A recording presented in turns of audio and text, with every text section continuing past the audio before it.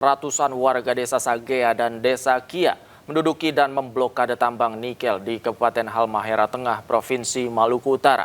Aksi warga itu merupakan buntut kekecewaan lantaran perusahaan tidak menepati kesepakatan.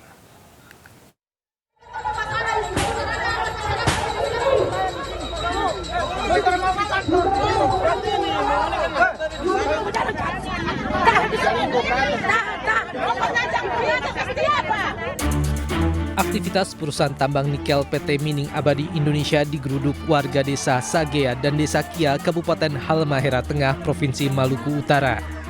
Masa aksi yang didominasi ibu-ibu ini menagih janji atau kesepakatan yang sudah dibuat. Kita ini tidak mungkin dia begitu, tidak mungkin dia bikin pertemuan di pusat terus. Masa menduduki dan memblokade seluruh kegiatan perusahaan tambang, terutama aktivitas pembuatan ore nikel ke kapal. Aksi warga dua desa ini dikawal ketat aparat kepolisian. Aksi warga ini dipicu lantaran pihak perusahaan PT Mining Abadi Indonesia hingga kini belum juga menepati janji kesepakatan. Sudah 5 kali dijanji, terpenuhi. Terpenuhi, Pak. Kalau penuhi berarti kita taruh di sini. Kalau penuhi berarti ibu-ibu taruh di sini. Haknya apa ini, Ibu? Haknya cuma pemuatan. Oh, pemuatan. Pemuatan 1 KK 350. Itu yang kita tuntut karena sopir janjian dari Shanghai. Sementara itu, upaya pemerintah Kabupaten Halmahera Tengah berupaya menengahi kedua pihak dan segera menyelesaikan masalah, sedangkan masyarakat bersikeras dengan kesepakatan awal. Dari Ternate, Maluku Utara, Ismail Sangaji, iNews melaporkan. Kita ke informasi lain, pemirsa. Tolak pengoperasian bus Trans Bekasi Keren atau Trans Beken. Ratusan sopir angkutan kota di Kota Bekasi, Jawa Barat menggelar unjuk rasa. Dalam aksinya, sopir angkutan kota melakukan penyisiran ke sejumlah angkutan kota lain yang masih membawa penumpang.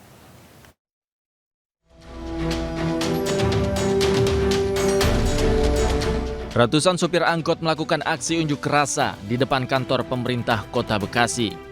Para sopir angkot menolak pengoperasian bus Trans Beken milik pemerintah Kota Bekasi yang bersinggungan langsung dengan jalur angkutan kota.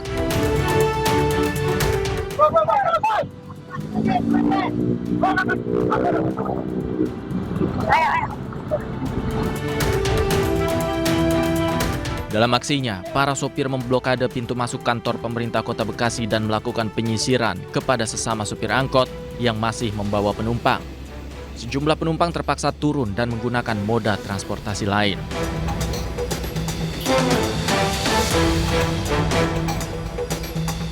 Apalagi sekarang kita kan sebagai supir angkot ini kan yang disewa kan udah pada susah, banyak saingan.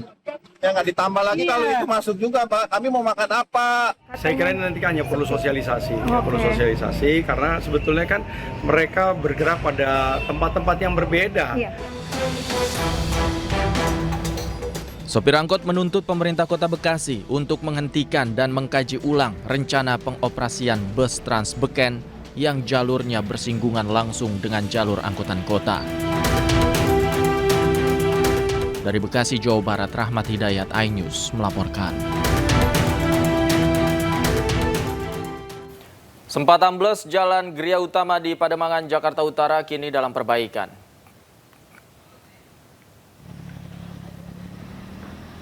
Jalur yang ambles lebih rendah, kira-kira 50 cm dari jalur yang berada di sebelah kanannya. Sekitar jalan ambles sudah ditaruh kon berwarna oranye sebagai penanda bagi para pengendara yang melintas. Sementara proses perbaikan masih berlangsung. Diduga jalan ambles akibat mobil truk pengangkut trafo yang lewat melebihi kapasitas.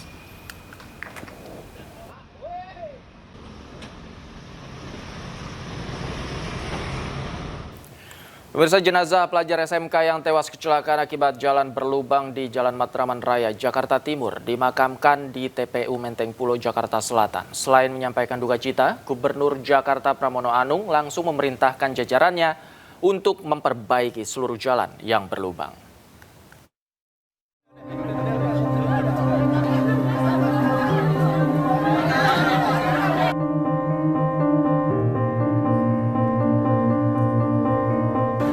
Tangis histeris Ibunda Aldi Surya Putra tidak terbendung saat jenazah pelajar kelas 11 SMKN 34 Jakarta tersebut tiba di rumah duka di kawasan Manggarai Utara, Tebet, Jakarta Selatan. Ibunda Aldi yang tak kuat menahan kesedihan pun pingsan saat melihat jenazah putranya. Usai disolatkan, jenazah Aldi langsung dibawa ke TPU Menteng Pulo Setiabudi, Jakarta Selatan untuk dimakamkan. Korban dihantarkan ke peristirahatan terakhirnya oleh keluarga dan teman sekolah. Sementara polisi akan menyelidiki ada tidaknya faktor pidana dalam kasus kecelakaan tunggal ini. Ya, ini masih dalam pendalaman. Artinya faktor kecelakaan lalu lintas itu ada faktor pengendara, ada faktor cuaca, ada faktor kendaraan tersebut, serta faktor sarana prasarana yaitu jalan. Nah, ini masih dalam pendalaman. Nanti apabila ada update dari penyelidikan dan penyidikan akan kami sampaikan pada rekan-rekan sekalian. Gubernur Jakarta Pramono Anung menyampaikan duka cita atas tewasnya Aldi Surya Putra. Pramono juga memerintahkan jajarannya untuk menambal lubang-lubang di jalanan Jakarta untuk menghindari peristiwa serupa. Saya mewakili Provinsi DKI Jakarta turut berduka cita atas wafatnya Ananda Aldi Surya Putra, siswa SMK 34 Jakarta yang mengalami kecelakaan tunggal lalu lintas pada pagi ini. Kami sudah memantau hasil CCTV. Penyebab kecelakaan adalah jalanan yang licin dan berlubang, lalu dilalui dengan kecepatan yang tinggi. Agar hal serupa tidak terjadi kembali di Jakarta, saya sudah memerintahkan kepada Dinas Bina Marga, walaupun sampai dengan tanggal diperkirakan 18-19 itu curah hujannya masih tidak menentu, kadang-kadang tinggi. Saya sudah minta semua jalan-jalan yang berlubang untuk ditutup, walaupun bersifat temporary.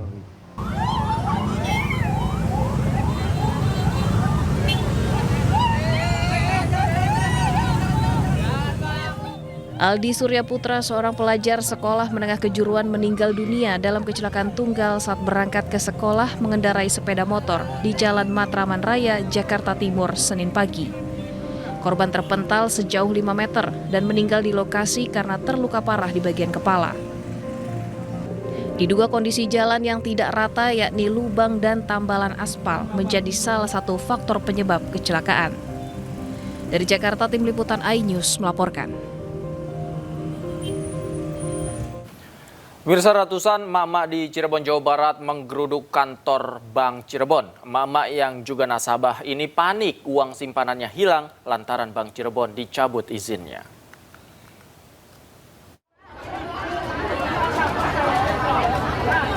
Ratusan emak-emak menggeruduk kantor Bank Cirebon, Jawa Barat setelah Otoritas Jasa Keuangan mencabut izin usaha Bank Cirebon. Para nasabah panik dan berusaha menarik uangnya dari bank tersebut akibat menerima informasi dari media sosial. Mereka meminta kejelasan dan jaminan terhadap uang simpanannya di bank tersebut. Emak-emak yang rata-rata pedagang pasar ini khawatir tabungannya bertahun-tahun hilang tanpa bekas. Kita kaget gitu, sebagai nasabah kaget lah karena uang di sini banyak dan nasabahnya juga banyak. Tanpa informasi dulu. Tiba-tiba aja. Tiba-tiba karena minggu kemarin saya sudah bayar gitu untuk bulan ini. Tidak ada pengumuman apapun, tidak ada. Ya informasinya cepetan nih diambil. Soalnya udah meledak, kasusnya banyak. Tahu nggak? Nutup terus dari LPK apa? LPS. Bukan dari OJK. OJK-nya udah ditutup. Sementara itu, OJK Cirebon mengimbau para nasabah tetap tenang dan tidak panik karena lembaga penjamin simpanan telah menjamin uang nasabah tidak akan hilang. Sesuai dengan permintaan LPS, OJK melakukan penutupan dan kami menghimbau kepada seluruh masyarakat dan nasabah diharap tenang, tidak perlu panik karena dana simpanan semuanya dijamin oleh LPS sesuai dengan ketentuan yang berlaku. Sebelumnya, OJK Cirebon mencabut izin usaha Bank Cirebon setelah LPS memutuskan tidak melakukan penyelamatan terhadap bank daerah tersebut. Dari Cirebon, Jawa Barat, Mahardika, iNews melaporkan. Pemirsa, ratusan pedagang di Kota Blitar, Jawa Timur antri berjam-jam hanya untuk mendaftar pasar takjil Ramadan 2026. Bahkan, mereka rela berdesakan dengan pedagang lain demi mendapat nomor urut awal.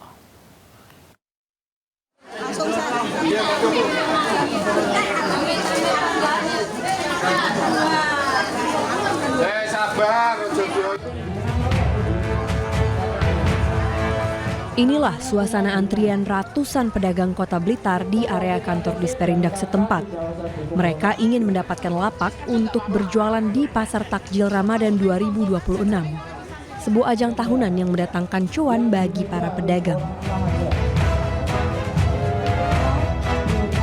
Lebih dari 350 pedagang rela mengantri berjam-jam dan berdesakan dengan pedagang lainnya hanya untuk mendapat nomor undian. Nggak lolos. Padahal udah antri dari jam berapa? Jam 7 pagi. Kecewa nggak Mas? Sedikit sih Mas, karena sudah Bapak niatnya kan pengennya berhasil gitu, pengen jualan beli takjil. Ke depan. Harapannya itu ya pengennya gimana? Dapat semua lagi. Sayangnya, pihak Disperindak Kota Blitar hanya menyediakan 150 stand saja. Banyak pedagang yang kecewa karena tidak kebagian nomor undian untuk dapat lapak di Pasar Takjil Ramadan 2026.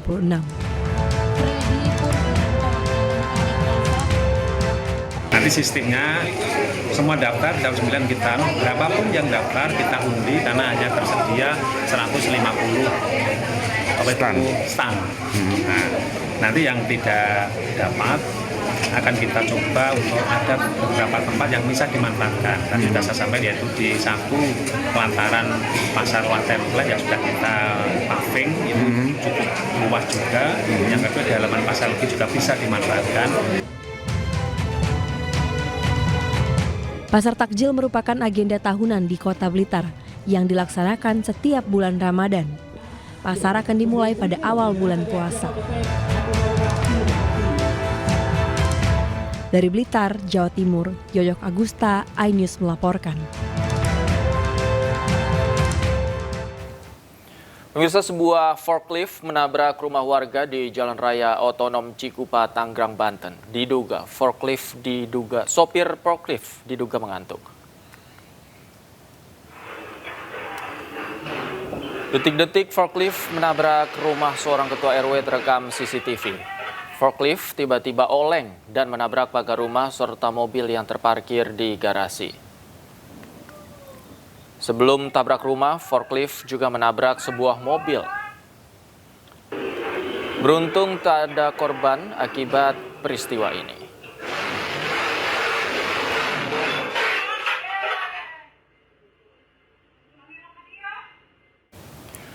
Misteri pria tewas dengan kepala terbungkus plastik di kamar penginapan di Bandar Lampung akhirnya terungkap. Korban merupakan warga Kabupaten Tanggerang, Banten.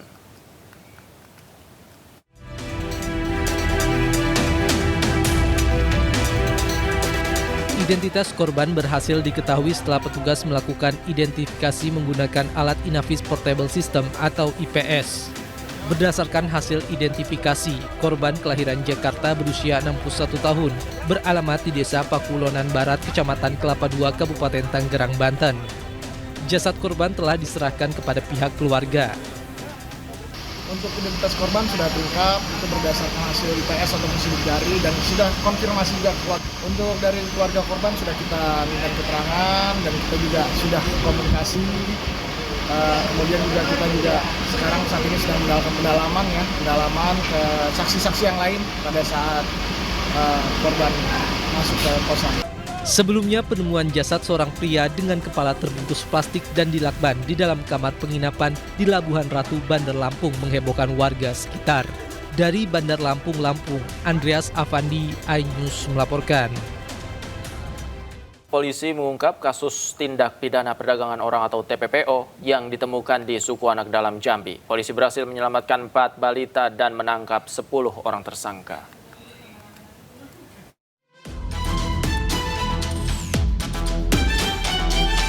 Polda Metro Jaya mengungkap kasus tindak pidana perdagangan orang yang ditemukan di Suku Anak Dalam. Pengungkapan berawal dari kasus perdagangan balita RZA berusia 3 tahun di Taman Sari, Jakarta Barat pada 21 November 2025 lalu. Selain balita RZA, polisi menemukan 3 balita lainnya yang ikut menjadi korban perdagangan orang. Total 4 balita yang diamankan ini berada di usia 5-6 bulan, yang paling tua 3 tahun. Keempat korban kemudian langsung dievakuasi dan dibawa ke Jakarta untuk mendapatkan perawatan medis dan pemulihan psikologis di bawah pendampingan dinas sosial. Kami berhasil menyelamatkan 4 orang anak yang menjadi korban dari tindak pidana perdagangan orang ini. Dan keempat orang korban anak ini saat ini sedang dalam proses perawatan pada Dinas Sosial DKI Jakarta. Selain korban, polisi menangkap 10 orang yang kini telah ditetapkan sebagai tersangka. Tersangka yang ditahan di Polres Metro Jakarta Barat kini dijerat Undang-Undang Perlindungan Anak dan Tindak Pidana Perdagangan Orang dengan ancaman penjara maksimum 15 tahun. Dari Jakarta, Indira Utomo, Andri Setiawan, iNews melaporkan. Dan pemirsa, untuk membahas lengkapnya kami telah terhubung dengan Kasat Reskrim Polres Metro Jakarta Barat AKBP Arfan Sipayung. Selamat sore Pak Arfan. Selamat sore Mas. Baik, Pak Arfan, bisa diceritakan Pak, awal mula kasus ini terungkap seperti apa? Jadi awal mulanya kejadian ini adalah berdasarkan laporan polisi yang dilaporkan oleh keluarga korban, di mana adalah tantenya atau neneknya RZ, di mana kami terima laporan polisi pada tanggal 22 November 2025, di mana tersangka IJ merupakan ibu kandung dari anak korban RZ, di mana tersangka membawa anaknya kandung tersebut yang selama ini dirawat oleh neneknya atau tantenya dengan seakan-akan untuk dirawat ataupun dibawa ke Medan. Selang beberapa hari, kurang lebih seminggu lebih, tanya jawaban kalau anaknya itu, anak kandung tersebut sudah dirawat di Medan atau dikirim di Medan. Namun mereka mencari dan sebagainya, namun tidak ada hasil, sehingga membuat laporan polisi terkait anak hilang. Dan kami langsung menindaklanjuti laporan tersebut, dan kami alhamdulillah berhasil untuk memeriksa keterangan saksi terkait dengan suami dari saudara ibu tersangka IJ maupun tante ataupun nenek dan sebagainya. Kami awalnya mengamankan 4 pelaku yang merupakan bagian dari yang disangkakan dalam tidak pidana perdagangan orang. Di mana memang di sini kami bagi beberapa klaster terkait dengan perannya masing-masing gitu, Mas. Oke, Pak, berapa dijual anaknya, Pak? Jadi variatif. Jadi untuk tersangka IZ itu menjual ke AH atau ke anak RZ itu kepada tersangka WN kurang lebih sebesar 17.500.000. Lalu tersangka WN menjual anak korban RZ sebesar 35 juta rupiah kepada tersangka EM. Kemudian tersangka EM menjual anak korban RZ sebesar 85 juta ke tersangka LN di pedalaman Sumatera. Memang variatif gitu, Mas. Oke, dari informasi yang didapatkan Pak, sebenarnya mengapa kemudian ini dijual ke suku pedalaman di Sumatera? Karena sebelumnya kita pernah mendapatkan kasus serupa dijual ke tempat yang sama, Pak. Jadi penelusuran kami bahwa keterangan dari pelaku, tersangka, dan kami tadi bagi dari klaster, kami masih pendalaman terkait situasi yang terkait dengan jualan, tapi kami bagaimana untuk mengembangkan yang terkait dengan utama kami adalah penyelamatan anak. Memang kami pada saat mengamankan 1 anak korban RZ, kami juga menyelamatkan 3 anak tersebut. Jadi memang kami mengamankan anak yang memang dijual di dalam pedalaman Sumatera gitu, Mas. Oke, 3 anak ini diamankan dari tempat yang sama, Pak? Ya, benar, diamankan dalam tempat yang sama. Jadi total yang kami selamatkan anak itu adalah 4 orang. Oke, pada saat diselamatkan atau diamankan, bagaimana kondisi keempat balita ini, Pak? Setelah kami amankan, kondisi memang tidak ada, mohon maaf, cedera.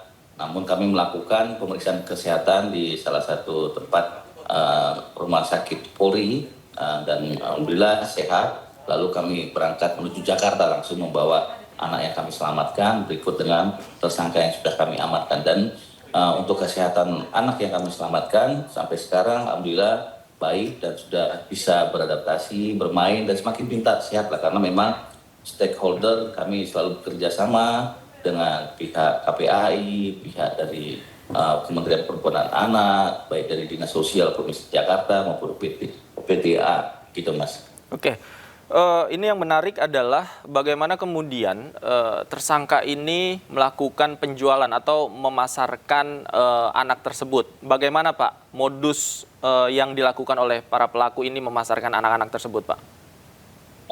Kalau modusnya mungkin dari ibu kandungnya sendiri mungkin hanya kebutuhan ekonomi sesaat saja. Jadi memang dari tersangka IZ yang memang kami bagi klaster itu ada 4, yaitu IZ, terus tersangka A, N dan H ini dalam satu klaster, di mana menjualnya ke tersangka W maupun EB. Jadi memang variatif harga, jadi modusnya hanya untuk kebutuhan kehidupan masing-masing. Jadi untuk masalah nanti terkait tersangka yang kami amankan dari pedalaman Sumatera, kami akan dalami lagi terkait modusnya dan mudah-mudahan ini akan terungkap lebihnya. Oke, terakhir Pak. Ini pasal yang dikenakan terhadap para pelaku seperti apa? Jadi kami kenakan terkait dengan pasal PPO adalah pasal 76F untuk pasal 83 Undang-Undang Nomor 35 Tahun 2014 tentang perubahan atas Undang-Undang Nomor 23 Tahun 2002 tentang perlindungan anak dengan penjara paling singkat 3 tahun dan paling lama 15 tahun atau denda 60 juta dan paling banyak 300 juta dan pasal 2 ayat 1 dan ayat 2 junto pasal 17 Undang-Undang Nomor 21 Tahun 2007 tentang pemberantasan tindak pidana perdagangan orang dengan ancaman pidananya paling singkat 3 tahun dan paling lama 15 tahun dan pidana denda paling sedikit 120 juta dan paling banyak 600 juta rupiah. Gitu, Mas. Oke, baik. Terima kasih AKBP Arfan Sepayong sudah bergabung bersama kami. Selamat sore Pak, sehat selalu. Pemirsa, terungkapnya kasus penjualan 4 anak ke suku anak dalam mengingatkan kita pada kasus Bilkis, korban penculikan yang juga ditemukan di komunitas suku anak dalam pada tahun lalu. Bocah berusia 4 tahun asal Makassar tersebut dijual seharga 80 juta rupiah.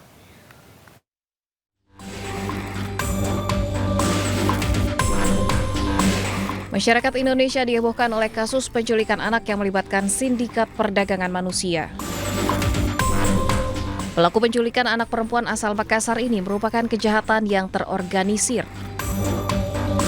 Berawal terekam kamera pengawas, seorang perempuan dewasa menggandeng 3 anak kecil berjalan cepat keluar dari area taman. Salah satu anak yang dibawa adalah anak dari pasangan suami istri yang bekerja sebagai pelatih tenis yang dilaporkan hilang.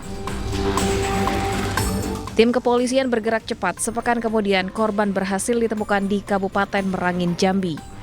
Satuan Reskrim Polrestabes Makassar melakukan negosiasi selama 2 hari dengan suku anak dalam lokasi terakhir korban ditemukan. Ternyata korban dijual secara berantai ke suku anak dalam di Jambi seharga 80 juta rupiah. Pelaku penculikan mengaku menjual anak yang diculiknya melalui media sosial karena kebutuhan ekonomi. Tim Liputan iNews melaporkan. Kita beralih ke kasus lain, pemirsa. Heru Anggara, tersangka kasus pembunuhan anak politisi Partai Keadilan Sejahtera Maman Suherman, menggugat Kapolres dan Kasat Reskrim Cilegon. Gugatan dilayangkan Heru ke Pengadilan Negeri Serang terkait sah atau tidaknya penetapan tersangka.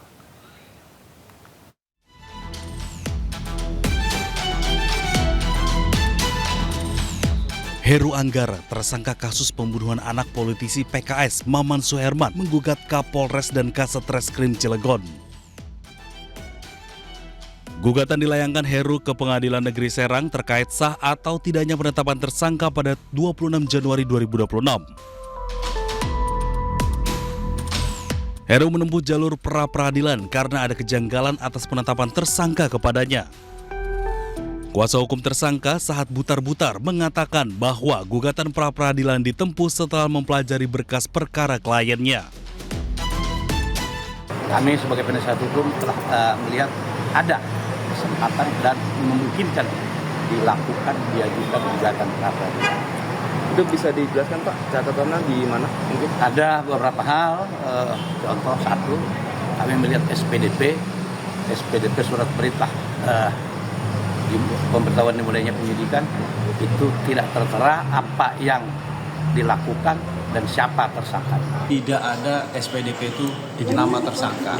Terus kedua, tidak disebutkan dalam surat penahanan dan penangkapan 2 alat bukti. Nah, itu kesalahan-kesalahan. Dan tidak 2 alat bukti itu adalah putusan MK nomor 21 harus ada 2 alat bukti. Dan pada saat penangkapan dan penahanan dan tersangka tidak disebutkan yang namanya calon tersangka. Sedangkan putusan Mahkamah Konstitusi nomor 21 itu harus ada calon tersangka dulu, di BAP dulu. Nah, ini tidak ada. Jadi kalau nanti ada BAP atau ada polisi yang BAP, itu dari polisi sendiri pengacaranya. Jadi tidak ada permintaan dari pemohon ya.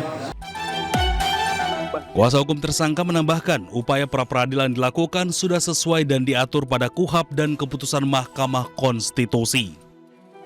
Dari Cilegon, Banten, Iskandar Nasution, iNews melaporkan. Pemirsa, unjuk rasa mahasiswa dan koalisi masyarakat sipil di Makassar, Sulawesi Selatan berlangsung ricuh. Mereka menuntut reformasi Kejaksaan Tinggi Sulawesi Selatan akibat mangkraknya beberapa kasus.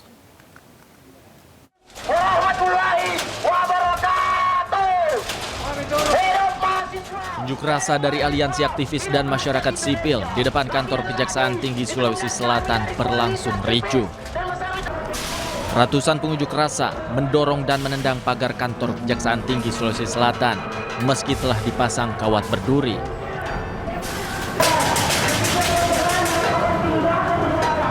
Ketegangan juga sempat terjadi saat pengunjuk rasa menghalangi pengguna jalan yang melintas. Dalam aksinya, massa menuntut reformasi kejaksaan serta menyoroti 16 kasus dugaan korupsi yang dinilai tidak jelas penanganannya dan belum memiliki kepastian hukum. Bahwasanya reformasi Kejaksaan Republik Indonesia, dalam hal ini Kejaksaan Sulawesi Selatan, karena hal ini kami kemudian anggap bahwasanya ada beberapa kemudian kasus yang mangkrak di tubuh Sulawesi Selatan. Aksi baru berakhir setelah perwakilan Kejaksaan Tinggi Sulawesi Selatan keluar dan menemui perwakilan pengunjuk rasa. Dari Makassar, Sulawesi Selatan, Julius Vin, iNews melaporkan. Kita ke informasi lain, pemirsa. Kuasa hukum 3 tersangka tudingan ijazah palsu Joko Widodo, Roy Suryo CS, kembali menghadirkan 2 saksi fakta meringankan dalam kasus tersebut di Polda Metro Jaya. Saksi fakta yang dihadirkan adalah jurnalis senior Edi Mulyadi dan Yulianto, mantan Ketua Komisi Informasi Provinsi Jakarta periode 2012-2016. Ditemani kuasa hukum Roy Suryo CS, Edi Mulyadi dan Yulianto datangi Polda Metro Jaya pagi tadi. Pemeriksaan keduanya sebagai upaya kuasa hukum untuk pembelaan yang meringankan terhadap para tersangka tudingan ijazah palsu Presiden ke-7 Joko Widodo. Kuasa hukum menjelaskan kedua saksi akan memberikan keterangan yang berkaitan dengan upaya tim untuk mencari informasi dan melakukan penelitian terhadap data-data yang dianggap penting untuk keabsahan ijazah Joko Widodo.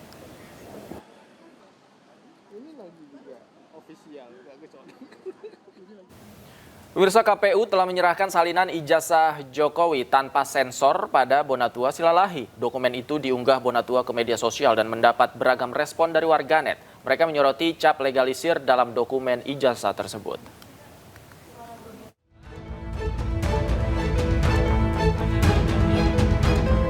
Komisi Pemilihan Umum telah menyerahkan salinan ijazah Joko Widodo kepada Bonatua Silalahi. Ijazah tersebut diterima oleh Bonatua tanpa ada item yang disensor, termasuk 9 item yang sebelumnya ditutup, kini bisa dilihat. Salinan ijazah Jokowi tanpa sensor ini diserahkan KPU setelah sebelumnya Komisi Informasi Pusat mengabulkan permohonan Bonatua Silalahi bahwa informasi ijazah Jokowi berhak diketahui publik secara luas. Menerima salinan resmi fotokopi ijazah, ya ini saya fotokopi ijazah terlegalisir berwarna tanpa sensor. Menyambung kata Bang Mike tadi, ya. Inilah data ijazah pertama dari pintu depan KPU. Ya. Meskipun saya tahu, saya teliti banyak ijazah yang dari pintu belakang yang beredar ya. Nah, ini nanti akan kita teliti, tujuannya peneliti, mohon kita dibantu ya Pak publik. Isu ijazah ini kan sudah memecah kita jadi 2-3 kubu tadi. nanti mari kita di medsos, di mana-mana kasih data yang benar. Ya. Yang pasti jangan sampai kita menjadi fitnah. Melalui akun media sosialnya, Bonatua membagikan foto ijazah Joko Widodo yang diterima dari KPU. Dari unggahan tersebut, terlihat beberapa item penting, salah satunya adalah cap legalisir dari Universitas Gadjah Mada.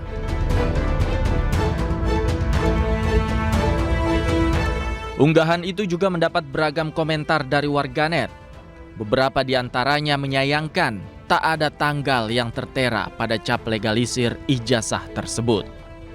Meski beberapa item tak lagi disensor, namun warganet tak lantas percaya dan tetap bertanya, bisakah dokumen ini membuktikan keaslian ijazah Joko Widodo?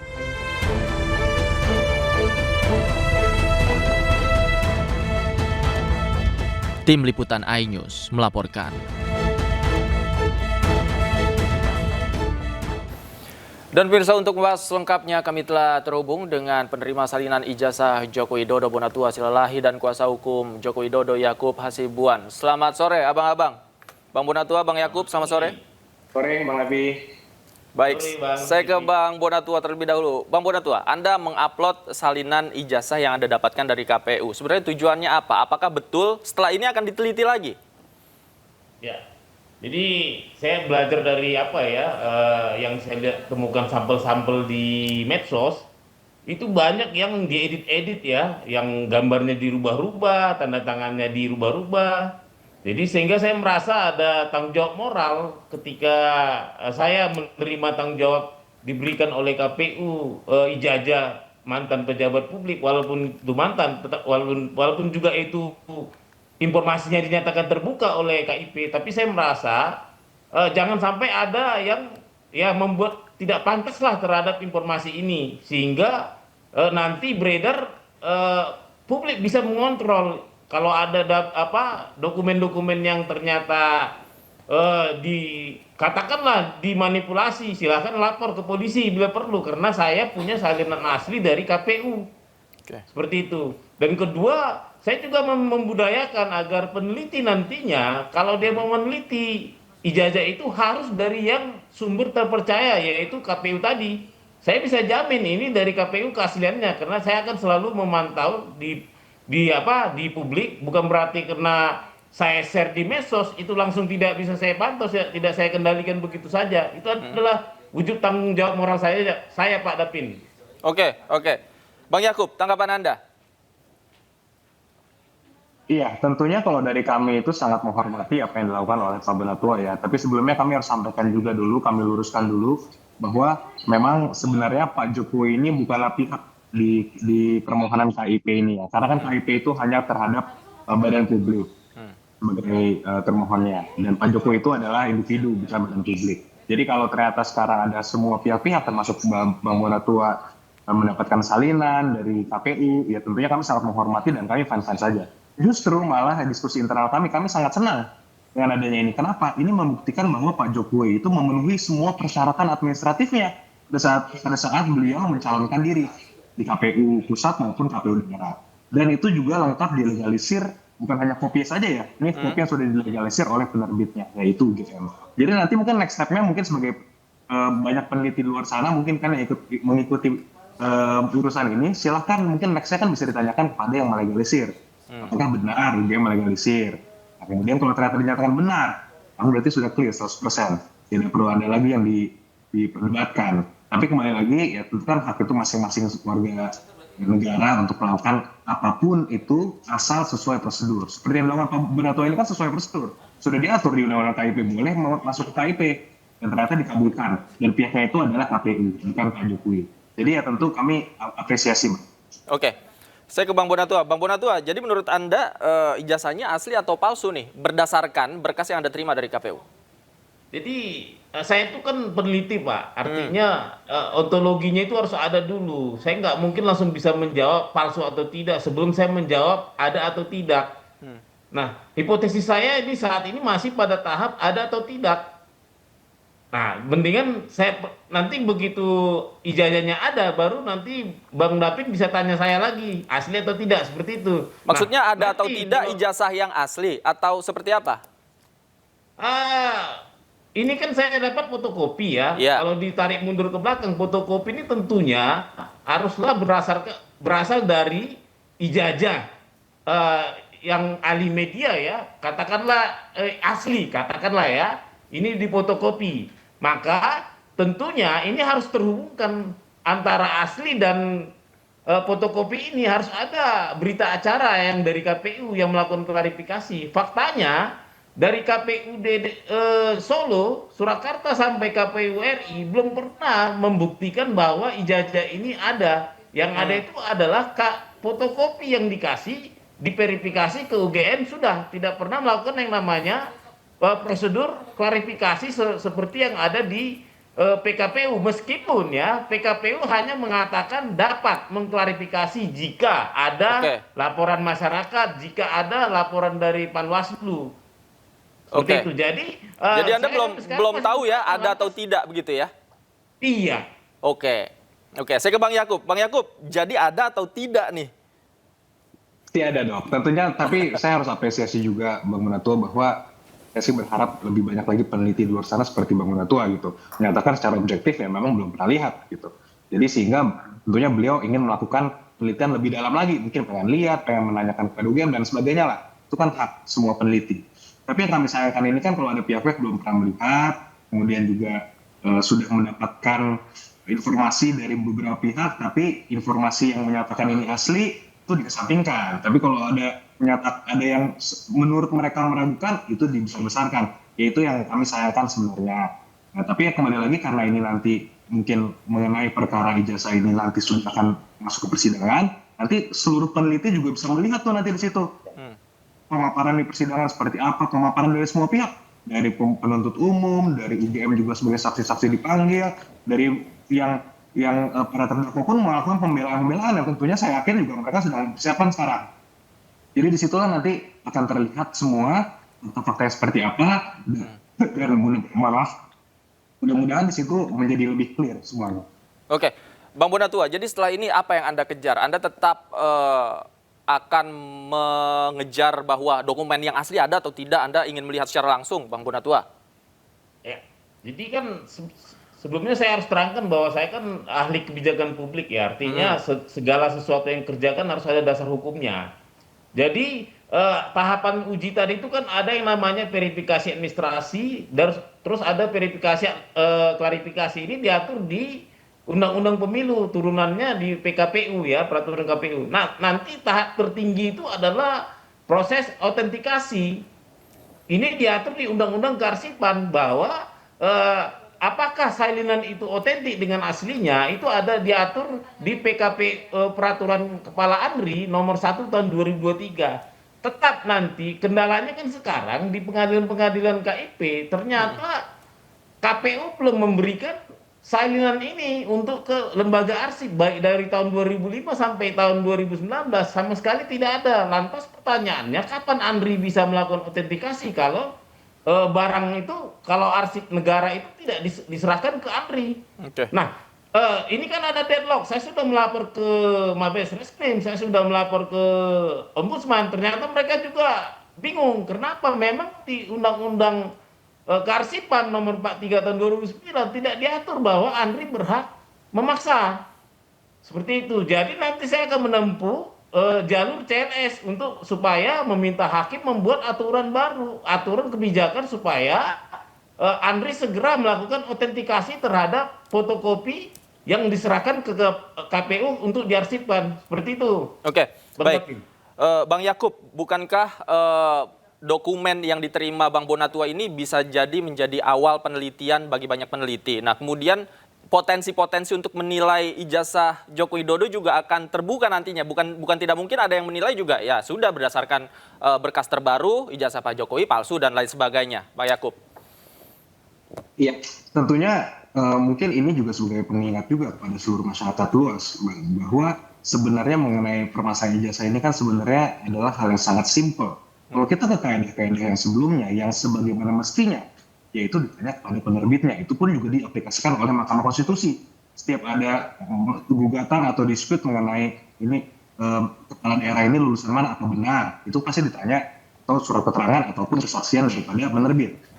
Tapi kan akhir-akhir ini 1 tahun terakhir ini seakan-akan bahwa kaidahnya berubah nih. Untuk mengetahui keaslian ijazah ini ya cukup dari penerbit, harus diteliti dulu menggunakan aplikasi-aplikasi, kemudian ada lagi teori-teori lain, embosnya dicek dan sebagainya, walaupun itu semua sebenarnya juga sudah dinyatakan valid oleh penerbit. Jadi sekarang sih kalau saya melihatnya memang nanti di persidangan akan seru. Kelihatannya seperti apa sih sebenarnya teori pembuktiannya untuk menyatakan keaslian ijazah. Oke. Bang Yakub, tapi saya penasaran Pak Jokowi sebenarnya tahu nggak apa yang dilakukan oleh Pak Bonatua ini mendapatkan hasil legalisirnya dari KPU? Tentunya memonitor dan tentunya menghormati juga. Bahwa kalau itu sebelumnya juga kalau saya tidak salah Bang Bonatua juga sudah pernah mendapatkan dari KPU Solo kalau nggak salah salinannya. Kemudian sekarang mendapatkan dari KPU Pusat. Dan itu memang sudah diatur melalui ada undang-undangnya, boleh melalui KIP. Jadi kalau itu kembali lagi, selama itu dilakukan dengan forum yang benar sesuai dengan prosedur yang sudah diatur, tentunya kami sangat menghormati. Oke. Bang Bonatua, Anda kemarin sempat menyatakan ini adalah berkas pertama yang diberikan melalui pintu depan KPU. Anda juga tahu ada berkas-berkas lain yang diberikan melalui pintu belakang KPU. Maksudnya apa? Saya kan meneliti ya, artinya terus terang data itu sangat banyak di pasaran. Makanya saya pilih-pilih mana data sampah, mana data yang primer, mana yang data sekunder. Jadi sebenarnya yang di KPU ini memvalidasi data-data yang ada beredar-beredar dari pintu belakang, artinya tidak resmi ya, melalui orang-orang tertentu yang tentu secara hukum tidak dapat dipertanggungjawabkan. Nah, ini yang penting bagi saya. Begitu saya ketemu yang satu-satunya ini dari KPU, ya saya klik ini semua, ternyata belum ada yang resmi. Bahkan oleh Bang Dian Sati pun ini boleh dibilang ini tidak sekunder dan tidak juga primer, ini hanya data pendukung. Kalau seandainya Pak Jokowi bilang itu tidak benar, selesai. Gugur semua, kan begitu kan? Nah, jadi yang saya bilang itu saya ketemu itu ada 8 versi itu. Yang jalur belakang yang posisi stempelnya berbeda ya, bergeser dikit, tidak presisi ya dengan yang saya terima di KPU. Tapi tetap makanya saya jaga waktu itu di statement saya bahwa sampel yang resmi yang dipakai itu adalah yang dari KPU agar menjaga konsistensi analisisnya sehingga menghasilkan kesimpulan yang dapat dipertanggungjawabkan, seperti itu. Oke. Bang Devin. Nah, Bang Yakub, yang menarik adalah postingan Bang Bonatua ini mendapat respon beragam dari warganet. Ada yang menyoroti soal cap legalisirnya, ada tanggalnya dan lain sebagainya. Ini membuka ruang perdebatan baru lagi soal ijazah Pak Jokowi, Bang Yakub. Ini kan bukankah akan semakin panjang? Itulah indahnya demokrasi, Bang. Semua orang bebas berpendapat seperti apa, silakan saja. Dan yang kedua, nanti di forum pengadilan itu Pak Jokowi kan juga tentunya akan menampilkan ijazah aslinya. Dan situ saya yakin juga ini juga pasti nanti akan breaking news di situ. Dan akan meng-zoom ijazah aslinya seperti apa. Dan situlah seluruh dunia bisa melihat, ternyata seperti ini. Dan nanti bisa dibandingkan juga dengan legalisir yang sudah dipegang oleh Bang Bonatua dan orang-orang lain. Dan disitulah nanti mungkin kebenaran material itu kan bisa kita jawab semua. Karena sekarang tentunya banyak pihak yang memiliki asumsi A, asumsi B, dan sebagainya. Dan itu teori masing-masing ya sah-sah aja. Bisa dilakukan sesuai kaidah-kaidah yang berlaku dan tidak melanggar hak asasi orang lain, khususnya Pak Jokowi. Karena menurut kami itu asli, jangan tanpa ada dasar yang jelas itu dinyatakan palsu. Jadi kembali lagi, kami tetap mengedepankan dan menghormati hak asasi setiap warga negara. Dan ini salah satu hak yang dijalankan oleh Bang Bonatua. Oke, Bang Yakub, tapi kalau yang salinan yang didapatkan Bang Bonatua ini dari legalisirnya dan lain sebagainya, dari penilaian Anda identik nggak dengan ijazah aslinya, Bang Yakub? Ya nanti mungkin semua bisa melihat sendiri. Kalau saya kan berpegang, saya sudah sering melihat ijazah aslinya. Dulu sebelum akhirnya dipegang oleh Polda. Dan memang kalau secara sekilas, ya tentunya semua dokumen yang ada di submit di KPU itu ya itu. Dan tentunya dari UGM pun tidak mungkin Bang melegalisir tanpa melihat asli. Kan legalisir kan prinsipnya seperti itu, disesuaikan, ini sesuai asli baru dicek. Itu kan simple, semua orang mungkin hampir semua lah sering melegalisir dokumen-dokumennya. Dan itu yang nanti sebenarnya paling mudah ditanyakan kepada orang yang melegalisir pihaknya, yaitu adalah UGM. Apa betul pada tanggal segitu atau pada tahun itu atau sekitaran pada time frame itu melakukan legalisir itu. Dan kalaupun nanti diragukan oleh banyak pihak, kan udah juga ditanyakan pada pembanding. Di masa itu kan pasti ada pembanding juga. Orang melegalisir kan nggak mungkin hanya satu orang dalam 1 tahun yang sama misalnya. Ya, itulah nanti menjadi bahan-bahan penelitian dan juga khususnya bahan penyidikan juga di Polda Metro Jaya sekarang. Oke, Bang Bonatua, yang jadi sorotan juga oleh warganet di cap legalisir itu nggak ada tanggalnya. Nah, informasi yang Anda dapatkan seperti apa? Atau Anda mungkin barangkali udah menganalisis itu, Bang Bonatua? Itu sebenarnya yang dari dokumen yang dari pintu belakang itu memang nggak ada tanggalnya ya. Makanya saya kaget itu netizen pada bilang, saya punya ada tanggalnya, gimana ceritanya? Inilah yang saya bilang menjadi diskursus publik ya. Artinya kalau saya tidak bisa memoderatorin, ini bisa jadi liar. Makanya saya selalu bisa counter. Nanti saya akan counter ini semua. Ini kan banyak masukan ke saya pribadi juga, ngasih tunjuk punya omnya, punya ininya, ya kan nggak apa-apa. Artinya diskursus publik ini memang harus menyajikan pro dan kontra, tapi tidak berbasis keyakinan, tapi melainkan berbasis bukti. Nanti kan toh juga bukti akan kita sampaikan sehingga publik bisa melihat, menilai mana yang sebenarnya ilmiah, mana yang tidak. Seperti itu. Oke, terakhir ke Bang Yakub. Bang Yakub, jadi apa yang dilakukan Bang Bonatua ini menurut Anda boleh-boleh saja dan sah-sah saja dilakukan, termasuk upaya selanjutnya yang akan dilakukan oleh Bang Bonatua? Ya tentunya dengan mengambil jalur KIP ini menurut saya adalah langkah yang tepat tentunya. Untuk mengetahui jika ingin melihat salinan ijazahnya silahkan, karena itu sudah diatur kembali lagi. Nah, mengenai apa yang akan dilakukan Bang Bonatua ya kita mungkin akan memonitor. Kalau yang dikatakan adalah ingin melakukan penelitian sebagaimana kaedah penelitian yang sebenarnya dan sebagaimana mestinya, ya tentu kami juga akan menghormati. Contoh, ditanya dong kepada UGM yang melegalisir ijazahnya kepada itu. Benar nggak? Harus nggak melegalisir ini? Kalau ternyata pernah. Kemudian ditanya lagi kepada teman-temannya Pak Jokowi yang di tahun itu melegalisir juga, contohnya. Atau kepala daerah lain yang pada tahun itu untuk ke KPU melegalisir. Sama nggak? Kalau teridentik, ya saya rasa sudah tidak perlu diperdebatkan. Oke, baik. Terima kasih Bang Yakub. Kita tunggu nanti gebrakan apa lagi yang akan dilakukan Bang Bonatua. Terima kasih. Bang Bonatua juga terima kasih. Bang Yakub terima kasih. Selamat sore. Sehat selalu, abang-abang. Sehat. Merasa dikriminalisasi dari kasus ijazah Jokowi, Roy Suryo CS hari ini menjalani sidang perdana uji materi di Mahkamah Konstitusi. Ketiganya mengajukan permohonan uji materi KUHP dan Undang-Undang ITE. Dan transaksi elektronik yaitu pasal 27A. Roy Suryo, Lispon Sianipar, dan Dr. Tifa jalani sidang perdana di Mahkamah Konstitusi.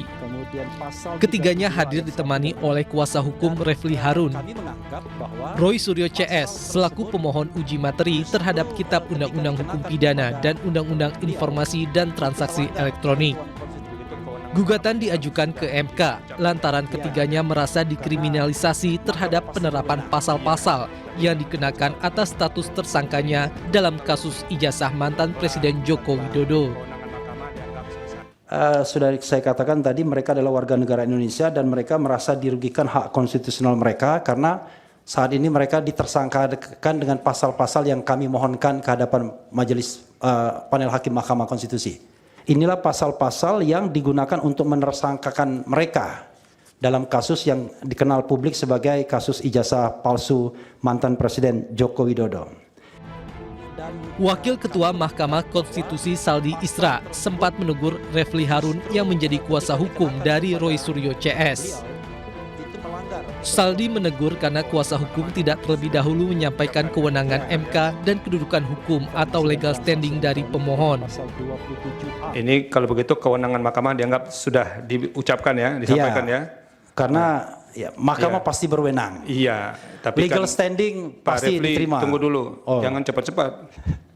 Ini kan kalau ditegur hakim nanti bisa rusak juga Pak Refli. Pelan-pelan. Kewenangan mahkamah dianggap selesai. Nah, sekarang Bapak jelaskan legal standingnya di mana, begitu ya. Jangan melompat-lompat Pak. Orang belum legal standing udah sampai ke pokok permohonan Bapak ini. Permohonan uji material diajukan Roy Suryo CS berlanjut di MK. Roy Suryo CS menilai pasal-pasal yang digunakan dalam perkara ijazah Jokowi kerap disalahgunakan untuk mengkriminalisasi pendapat ilmiah dan akademik. Tim Liputan iNews melaporkan. 3 rumah dan kios yang ditinggal pemiliknya ludes terbakar di Kota Kendari, Sulawesi Tenggara. Kebakaran diduga dipicu arus pendek listrik.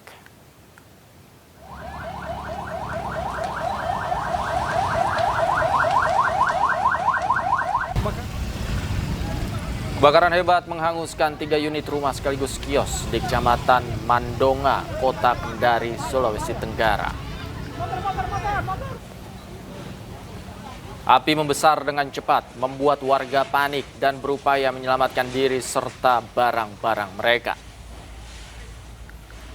Dugaan sementara kebakaran berawal dari arus pendek listrik di salah satu kios yang sedang ditinggal pemiliknya. Api berhasil dipadamkan dalam waktu 1 jam.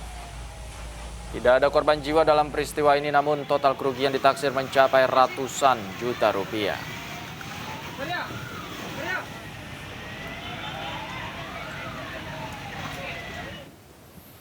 Pemirsa, Barreskrim Polri menahan Direktur Utama dan Komisaris PT Dana Syariah Indonesia dalam perkara dugaan tindak pidana ekonomi khusus. Keduanya diduga gelapkan dana nasabah mencapai 2,4 triliun rupiah.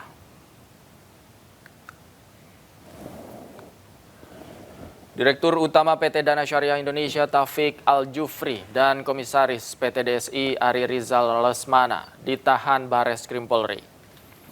Keduanya diduga melakukan tindak pidana penggelapan, penipuan, dan TPPU yang dilakukan PT DSI ke para nasabahnya.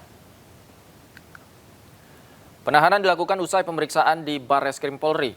Sementara itu, kuasa hukum menyebut kliennya akan mengembalikan seluruh dana nasabah sepenuhnya dengan dana tambahan sebesar 10 miliar rupiah.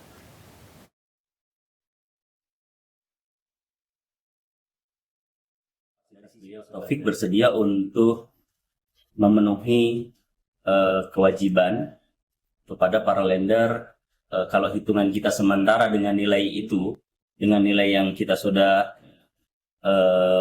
hitung, beliau bersedia untuk mengembalikan 100% ya, Mbak ya. Dari sisi saya, dari sisi beliau, bahkan tadi barusan saya mendapatkan informasi bahwa dari sisi beliau juga bersedia untuk menambah sekitar 10M tadi kalau saya nggak salah Pak, 10M atau kurang lebih itu. Jadi itu bagian dari bentuk itikat baik. Pemirsa, pemerintah memberikan stimulus ekonomi menjelang libur Hari Raya Idul Fitri 2026. Salah satunya dengan memberikan diskon tarif transportasi saat musim mudik nanti. Pemerintah menyiapkan anggaran sebesar 911,16 miliar rupiah yang bersumber dari APBN dan non-APBN. Diskon diberikan untuk sejumlah moda transportasi udara, kereta api, angkutan laut, dan penyeberangan. Pemerintah berharap kebijakan diskon tarif transportasi ini dapat menjaga daya beli masyarakat sekaligus mendorong kelancaran arus mudik dan balik Lebaran 2026. Salam sejahtera bagi itu pada tahun ini dalam rangka libur Hari Besar Nasional, pemerintah memberikan stimulus ekonomi berupa diskon transportasi. Total anggarannya adalah 911,16 miliar berasal dari APBN maupun non-APBN.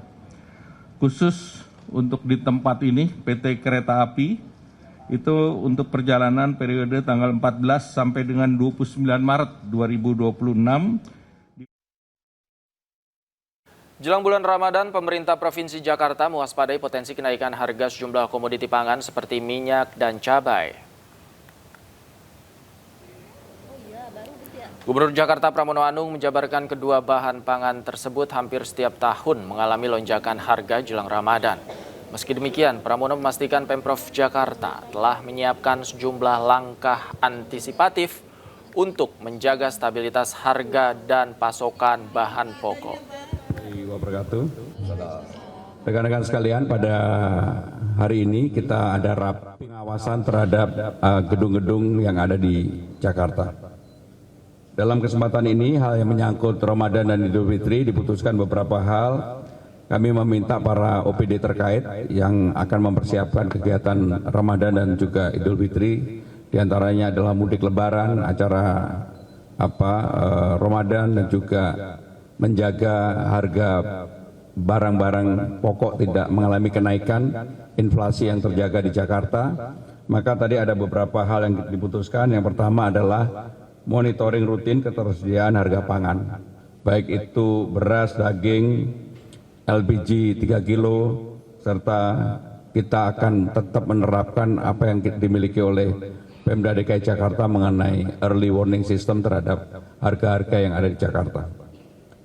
Yang kedua adalah pengawasan keamanan terhadap ketersediaan pangan, dan dari hasil laporan dari Ibu Asisten yang menangani ini secara khusus, Bu Eli, maka ketersediaan pangan untuk Ramadan dan juga Idul Fitri di Jakarta termasuk hari-hari besar lainnya, apakah itu Imlek atau Nyepi dan sebagainya, Jakarta dalam kondisi yang aman. Pemirsa, Presiden Prabowo Subianto menerima audiensi Asosiasi Pengusaha Indonesia atau APindo di Hambalang, Bogor, Jawa Barat. Prabowo menekankan pentingnya sektor industri memberikan manfaat nyata bagi rakyat serta menciptakan lapangan kerja seluas-luasnya. Presiden Prabowo dan 22 pengusaha dari APindo berdiskusi terkait kondisi ekonomi nasional dan tantangan dunia usaha ke depan dalam pertemuan yang berlangsung tertutup selama kurang lebih 3 jam.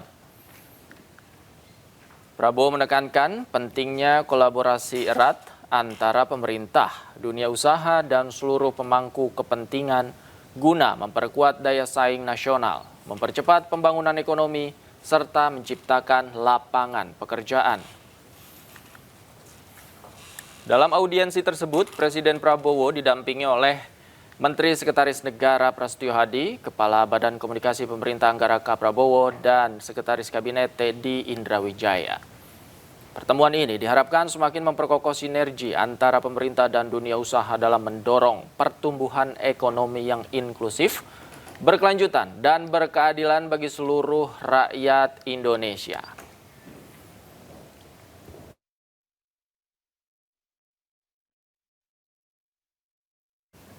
Pemirsa, ratusan warga Desa Sagea dan Desa Kia menduduki dan memblokade aktivitas tambang nikel di Kabupaten Halmahera Tengah, Provinsi Maluku Utara. Aksi warga itu merupakan buntut kekecewaan lantaran perusahaan tidak menepati kesepakatan.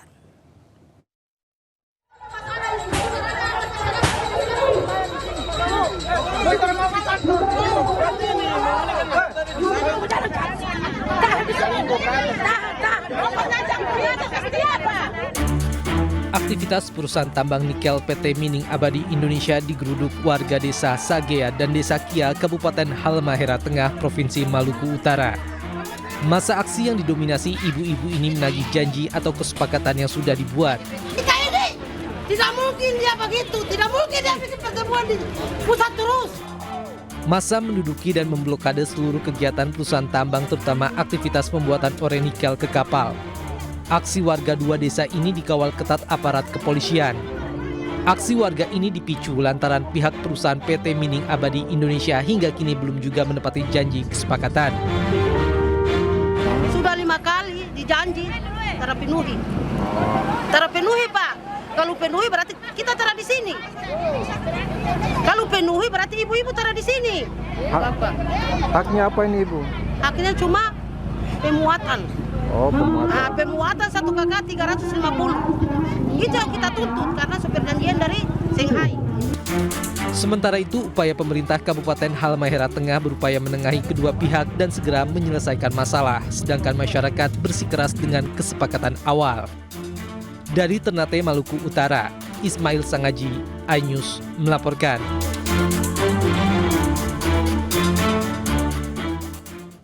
Ratusan mak-mak di Cirebon, Jawa Barat menggeruduk kantor Bank Cirebon. Mak-mak yang juga nasabah ini panik uang simpanannya hilang lantaran Bank Cirebon dicabut izinnya.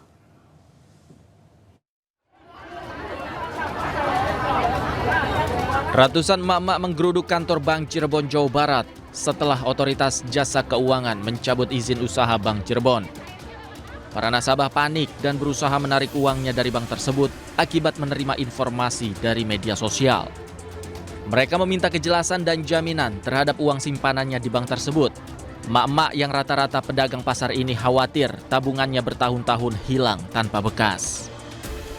Kita kaget gitu, sebagai nasabah kaget lah karena uang di sini banyak dan nasabahnya juga banyak. Tanpa informasi dulu. Tiba-tiba aja. Tiba-tiba karena minggu kemarin saya sudah bayar gitu untuk bulan ini. Tidak ada pengumuman apapun, tidak ada. Ya informasinya cepetan nih diambil. Soalnya udah meledak, kasusnya banyak. Tahu nggak? Nutup terus dari LPK apa? LPS. Bukan dari OJK. OJK-nya udah ditutup. Sementara itu, OJK Cirebon mengimbau para nasabah tetap tenang dan tidak panik karena lembaga penjamin simpanan telah menjamin uang nasabah tidak akan hilang. Sesuai dengan permintaan LPS, OJK melakukan penutupan dan kami menghimbau kepada seluruh masyarakat dan nasabah diharap tenang, tidak perlu panik karena dana simpanan semuanya dijamin oleh LPS sesuai dengan ketentuan yang berlaku. Sebelumnya, OJK Cirebon mencabut izin usaha Bank Cirebon setelah LPS memutuskan tidak melakukan penyelamatan terhadap bank daerah tersebut. Dari Cirebon, Jawa Barat, Mahardika, iNews melaporkan. Pemirsa, sebuah forklift menabrak rumah warga di Jalan Raya Otonom Cikupa, Tangerang, Banten. Sopir forklift diduga mengantuk.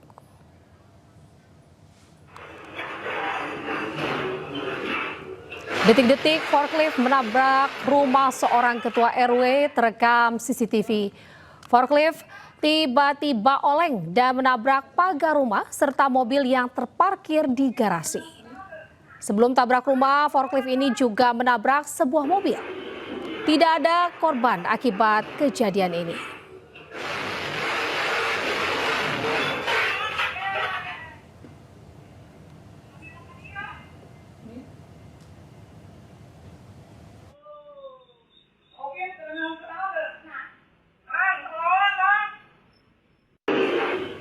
Sempat ambles Jalan Gria Utama di Pademangan, Jakarta Utara kini dalam perbaikan.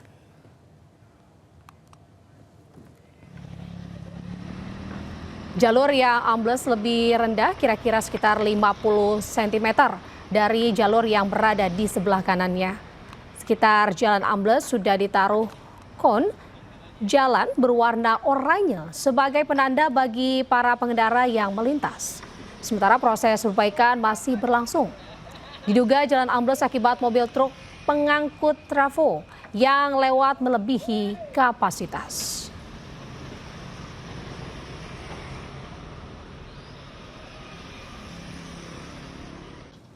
Pemirsa, jenazah pelajar SMK yang tewas kecelakaan akibat jalan berlubang di Jalan Matraman Raya, Jakarta Timur dimakamkan di TPU Menteng Pulo, Jakarta Selatan. Selain menyampaikan duka cita, Gubernur DKI Jakarta Pramono Anung langsung memerintahkan jajarannya agar memperbaiki seluruh jalan yang berlubang.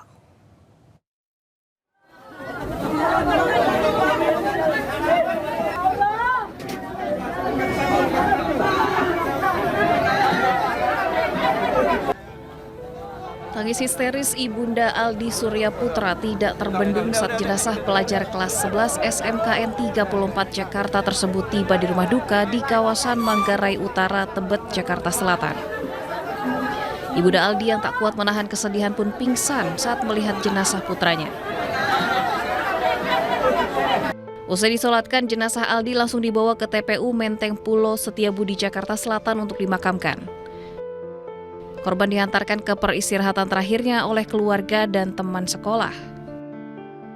Sementara polisi akan menyelidiki ada tidaknya faktor pidana dalam kasus kecelakaan tunggal ini. Ya, ini masih dalam pendalaman. Artinya faktor kecelakaan lalu lintas itu ada faktor pengendara. ada faktor cuaca, ada faktor kendaraan tersebut, serta faktor sarana prasarana yaitu jalan. Nah, ini masih dalam pendalaman. Nanti apabila ada update dari penyelidikan dan penyidikan akan kami sampaikan pada rekan-rekan sekalian. Gubernur Jakarta Pramono Anung menyampaikan duka cita atas tewasnya Aldi Surya Putra. Pramono juga memerintahkan jajarannya untuk menambal lubang-lubang di jalanan Jakarta untuk menghindari peristiwa serupa. Saya mewakili Provinsi DKI Jakarta turut berduka cita atas wafatnya Ananda Aldi Surya Putra, siswa SMK 34 Jakarta yang mengalami kecelakaan tunggal lalu lintas pada pagi ini. Kami sudah memantau hasil CCTV. Penyebab kecelakaan adalah jalanan yang licin dan berlubang, lalu dilalui dengan kecepatan yang tinggi. Agar hal serupa tidak terjadi kembali di Jakarta, saya sudah memerintahkan kepada Dinas Bina Marga, walaupun sampai dengan tanggal diperkirakan 18-19 itu curah hujannya masih tidak menentu, kadang-kadang tinggi. Saya sudah minta semua jalan-jalan yang berlubang untuk ditutup, walaupun bersifat temporary.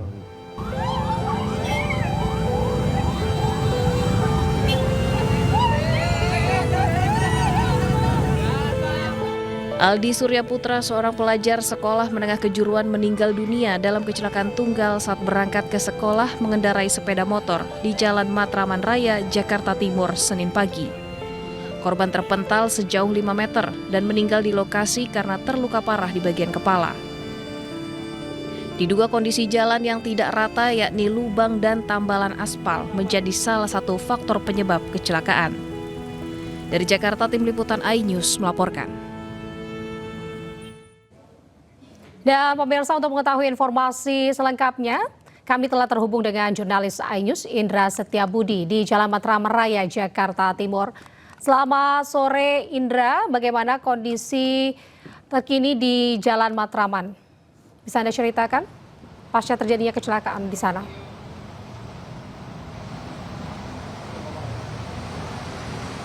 Baik, selamat sore Anita dan juga pemirsa. Dapat kami informasikan kali ini kami sedang berada di JPO Jalan Satriaan, Jakarta Matraman, Jakarta Timur, yang mana memang di tepat di bawah kami, Anita dan juga pemirsa, inilah lokasi terjadinya kecelakaan tunggal yang dialami satu pelajar yang dinyatakan meninggal dunia di tempat. Adapun memang Anda bisa saksikan, Anita, di layar kaca Anda, televisi Anda, ini adalah lubang-lubang yang tadinya ini tambalan aspal yang tidak merata. Pasca terjadi kecelakaan ini sudah langsung dibereskan oleh Pemprov Jakarta guna untuk menghindari terjadi hal yang serupa, Anita. Adapun saat ini untuk aspal sendiri masih terpantau basah, sehingga pihak keamanan juga sudah memberikan tanda pilot untuk masyarakat berhati-hati. Dan memang ketahui, kami bisa informasikan, Anita, ini ada beberapa aspal baru yang cukup berlubang dan tidak kontur rata. Namun saat ini sudah kami lihat di lapangan ini sudah mulai rata begitu ya, sudah dirapihkan oleh Pemprov Jakarta. Dan di sini ada sekitar 7 tambal aspal yang dinilai memang salah satu pelajar ini akhirnya menabrak ataupun saat kecepatan tinggi ini pelajar ini menabrak ataupun menghantam lubang sehingga tidak hilang kendali dan terjatuh dan meninggal di tempat. Saat ini kemarin terjadi pada Senin kemarin, Anita dan juga pemirsa, dan korban juga sudah dimakamkan di Kampung Pulau. Adapun juga kami informasikan saat terjadinya kecelakaan ini posisi dari pelajar tersebut berjalan dari Kampung Melayu menuju pusat Senen guna untuk ke sekolah di SMKN 34 Senen Jakarta, yang mana ini perlu kami himbau bagi masyarakat untuk tetap waspada dan juga tetap berkonsentrasi selama berjalan. Dan pastinya memang kalau kita menurut keterangan kepolisian, korban saat terjadi kecelakaan masih menggunakan pakaian seragam lengkap dan juga tidak menggunakan helm. Ya, perlu ini jadi atensi bagi kita semua masyarakat terus untuk mematuhi peraturan lalu lintas yang ada, menggunakan helm dan juga spion yang lengkap guna untuk menghindari hal yang tidak diinginkan. Apalagi, Anita, perlu kami informasikan, lubang-lubang ataupun aspal yang tidak rata ini ketika turun hujan ini bisa tergenang air sehingga tidak terlihat oleh para pengendara. Ini jadi atensi bagi masyarakat semua untuk tetap konsentrasi selama perjalanan menuju ke lokasi Anda. Demikian Anita. Baik Indra Setiabudi, terima kasih atas laporan Anda dari Matraman, Jakarta Timur. Baik, pemirsa, kita kembali ke ratusan warga Palestina mengantarkan sejumlah warga Palestina yang tewas akibat serangan udara Israel di kota Gaza.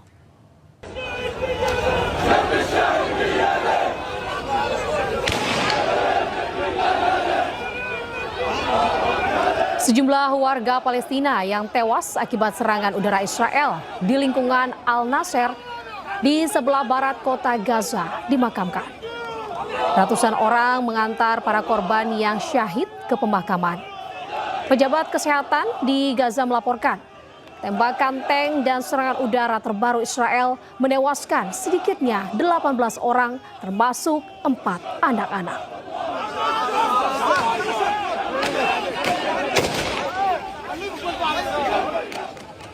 Puluhan warga Palestina mulai kembali ke Gaza setelah penyeberangan Rafah dibuka.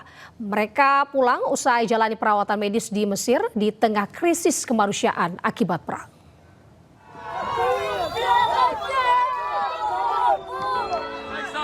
Puluhan warga Palestina tiba di Khan Yunis, jalur Gaza Selatan pada hari Rabu 4 Februari 2026. Mereka kembali dari Mesir melalui penyeberangan Rafah yang telah dibuka kembali. Perjalanan pulang diwarnai penundaan panjang dan pemeriksaan ketat di perbatasan Mesir-Gaza. مبسوط كثير عند اليوم هذا على مليون سنة. الحمد لله رب العالمين فرحان كثير واولاد عمي وخواتي وقرايبي فرحانين لي كثير. الحمد لله رب العالمين. شفت الفرحة هذه أنا أحسن من أحلى أيام في العيشة تبع حياتي في غزة. يوم حلو عندي الحمد لله رب العالمين. Sebelumnya, sebagian warga dievakuasi ke Mesir untuk menjalani perawatan medis akibat konflik. Kepulangan ini terjadi di tengah kehancuran besar di Gaza, di mana krisis kemanusiaan masih terus berlangsung. Warga berharap penyeberangan Rafah dapat dibuka lebih luas agar memungkinkan evakuasi medis lanjutan serta dapat mempertemukan kembali keluarga yang terpisah akibat perang.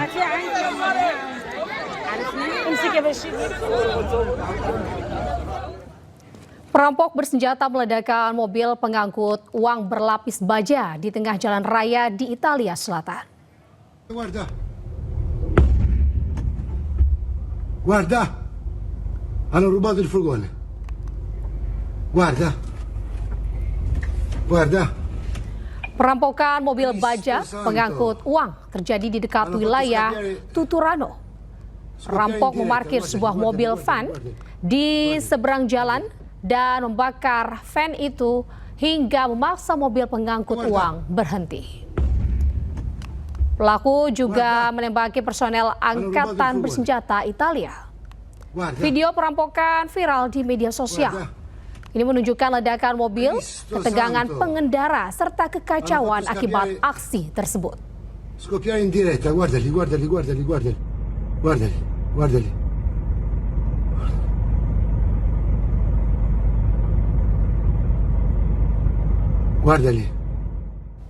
Kita beralih ke Libya, pemirsa. Sejumlah bangunan runtuh di Tripoli, Libya. Peristiwa ini menyebabkan 9 orang tewas dan puluhan lainnya terluka.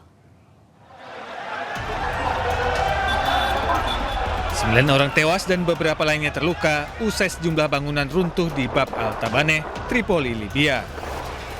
Menggunakan alat berat, petugas SAR berusaha mengevakuasi korban yang terjebak di reruntuhan bangunan.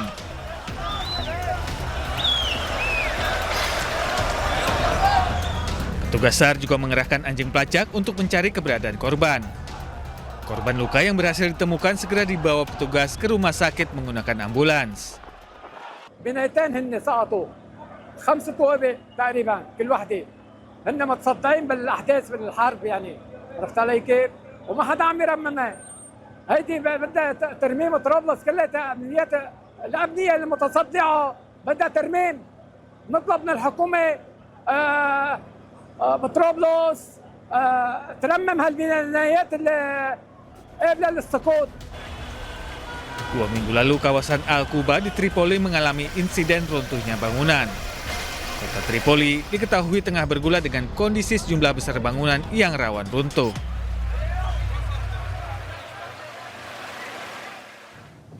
Pemirsa, pemakaman para korban pemboman mematikan di Islamabad, Pakistan dihadiri ribuan orang dari komunitas Syiah.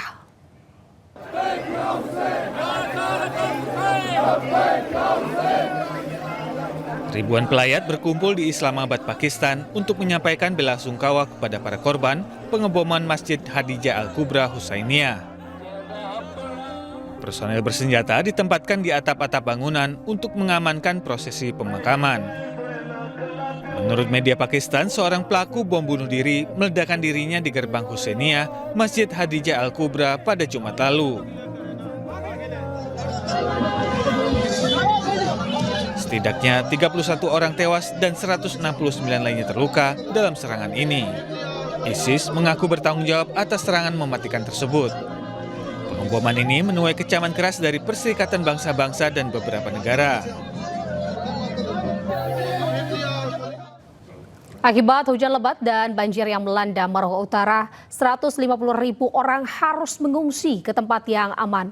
4 orang termasuk seorang anak dinyatakan meninggal dunia akibat kendaraan yang mereka tumpangi terseret banjir bandang.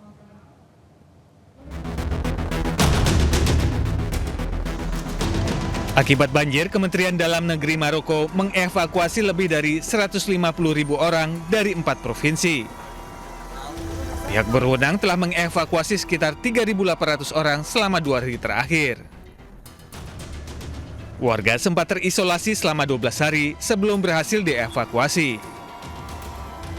4 orang termasuk seorang anak dinyatakan meninggal dunia akibat kendaraan yang mereka tumpangi terseret banjir bandang.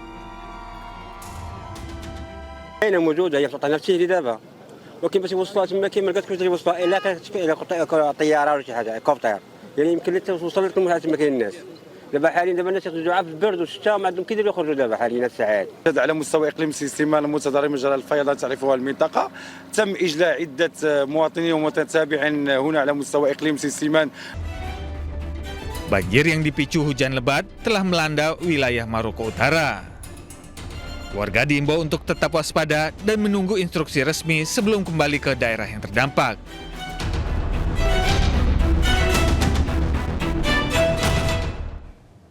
Pemirsa, warga Belanda berunjuk rasa menuntut pembebasan tahanan Palestina. Mereka juga mengecam gencatan senjata palsu yang dilakukan Zionis Israel.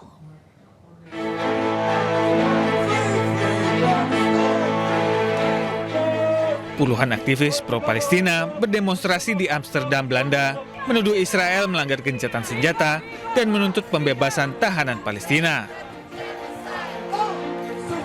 Seorang aktivis mengklaim bahwa Dewan Perdamaian Gaza adalah omong kosong dan tidak ada gencatan senjata di Gaza. Menurutnya ini adalah kelanjutan dari pendudukan pemukim, kolonialisme pemukim yang harus dihentikan dan Palestina harus merdeka. Sementara itu, pemimpin partai De Fong, Chris de Ploeg, menuduh politisi memberikan janji kosong dan tidak melaksanakan satupun tuntutan massa. We saw political leaders standing here to gain votes, making empty promises. And we see the first moment they enter government, they break every single promise. Not a single demand of the protests have been implemented. Still no arms embargo. In fact, we see it even worse. We see them wanting to invest tens of billions of euros into the arms industry, into Israeli weapons, into American arms industries, the same companies who have been perpetrating this genocide. Para demonstran juga menyerukan kepada pemerintah Belanda untuk lebih menekan Israel agar mematuhi gencatan senjata.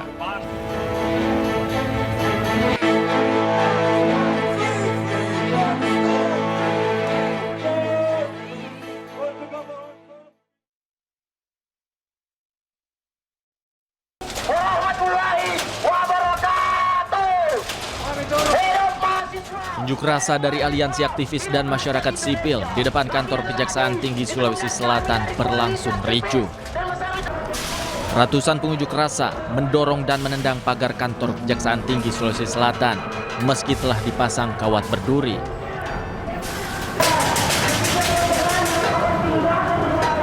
Ketegangan juga sempat terjadi saat pengunjuk rasa menghalangi pengguna jalan yang melintas.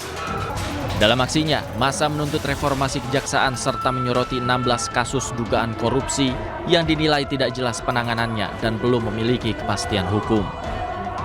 Bahwasanya reformasi kejaksaan Republik Indonesia, dalam hal ini Kejaksaan Sulawesi Selatan, karena hal ini kami kemudian anggap bahwasanya ada beberapa kemudian kasus yang mangkrak di tubuh Sulawesi Selatan. Aksi baru berakhir setelah perwakilan Kejaksaan Tinggi Sulawesi Selatan keluar dan menemui perwakilan pengunjuk rasa. Dari Makassar, Sulawesi Selatan, Julius Vin, iNews melaporkan. Pemirsa, unjuk rasa mahasiswa dan koalisi masyarakat sipil di Makassar, Sulawesi Selatan berlangsung ricuh. Mereka menuntut reformasi Kejaksaan Tinggi Sulawesi Selatan akibat mangkraknya beberapa kasus. Ya pemirsa, misteri pria tewas dengan kepala terbungkus plastik di kamar penginapan di Bandar Lampung ini akhirnya terungkap. Korban merupakan warga Kabupaten Tangerang, Banten.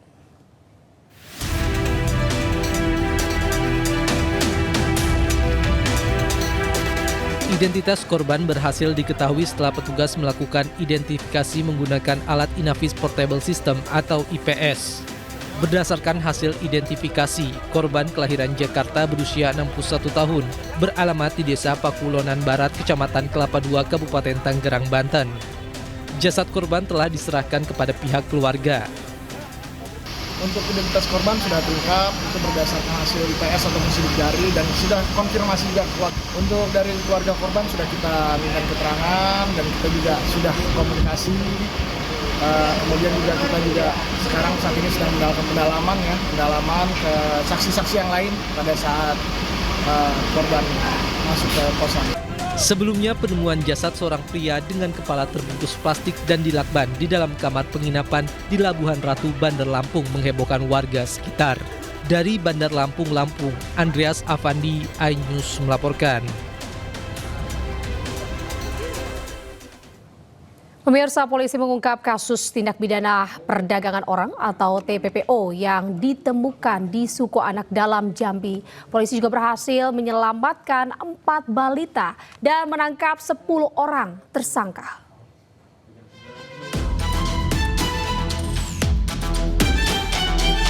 Polda Metro Jaya mengungkap kasus tindak pidana perdagangan orang yang ditemukan di suku Anak Dalam. Pengungkapan berawal dari kasus perdagangan balita RZA berusia 3 tahun di Taman Sari, Jakarta Barat pada 21 November 2025 lalu. Selain balita RZA, polisi menemukan 3 balita lainnya yang ikut menjadi korban perdagangan orang. Total 4 balita yang diamankan ini berada di usia 5-6 bulan, yang paling tua 3 tahun. Keempat korban kemudian langsung dievakuasi dan dibawa ke Jakarta untuk mendapatkan perawatan medis dan pemulihan psikologis di bawah pendampingan dinas sosial. Kami berhasil menyelamatkan 4 orang anak yang menjadi korban dari tindak pidana perdagangan orang ini. Dan keempat orang korban anak ini saat ini sedang dalam proses perawatan pada Dinas Sosial DKI Jakarta. Selain korban, polisi menangkap 10 orang yang kini telah ditetapkan sebagai tersangka. Tersangka yang ditahan di Polres Metro Jakarta Barat kini dijerat Undang-Undang Perlindungan Anak dan tindak pidana perdagangan orang dengan ancaman penjara maksimum 15 tahun. Dari Jakarta, Indira Utomo, Andri Setiawan, iNews melaporkan. Kita ke informasi selanjutnya pemirsa. Dinas Lingkungan Hidup Kota Tangerang, Banten mengambil sampel air Sungai Cisadane yang terindikasi tercemar limbah kimia cair yang membuat ratusan ikan mati.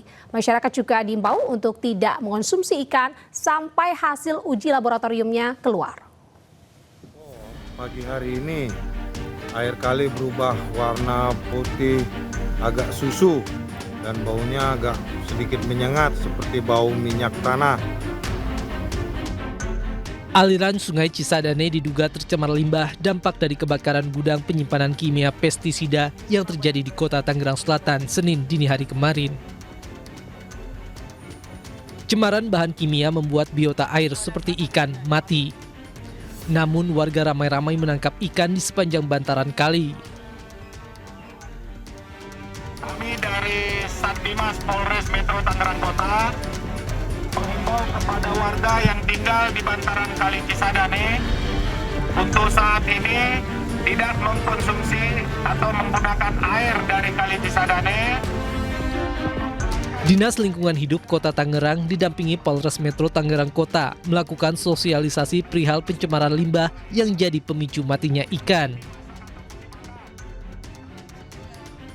Petugas bidang pengendalian pencemaran dan kerusakan lingkungan Dinas Lingkungan Hidup Kota Tangerang juga mengambil sampel air Sungai Cisadane di beberapa titik. Sampel akan digunakan uji laboratorium untuk mengetahui dampak besaran cemaran yang telah terjadi. Kami juga di sini sekaligus sosialisasi dan wawaran bersama teman-teman Polres kepada masyarakat, karena kemarin ada beberapa ikan yang memang banyak mengambang ya, terus juga masyarakat juga memang banyak yang mengambil. Ini juga kita sosialisasikan. Pertama, sementara kami mengambil sampel air ini, baku mutu kualitas airnya untuk tidak dikonsumsi dahulu, sambil nanti ada informasi yang lebih jelas dari kami kepada masyarakat. Dampak tercemarnya aliran Sungai Cisadane juga terjadi pada distribusi air bersih dari perusahaan daerah air minum yang menjadikan air Sungai Cisadane sebagai bahan baku air bersih. Dari Tangerang, Banten, Sukron, iNews melaporkan.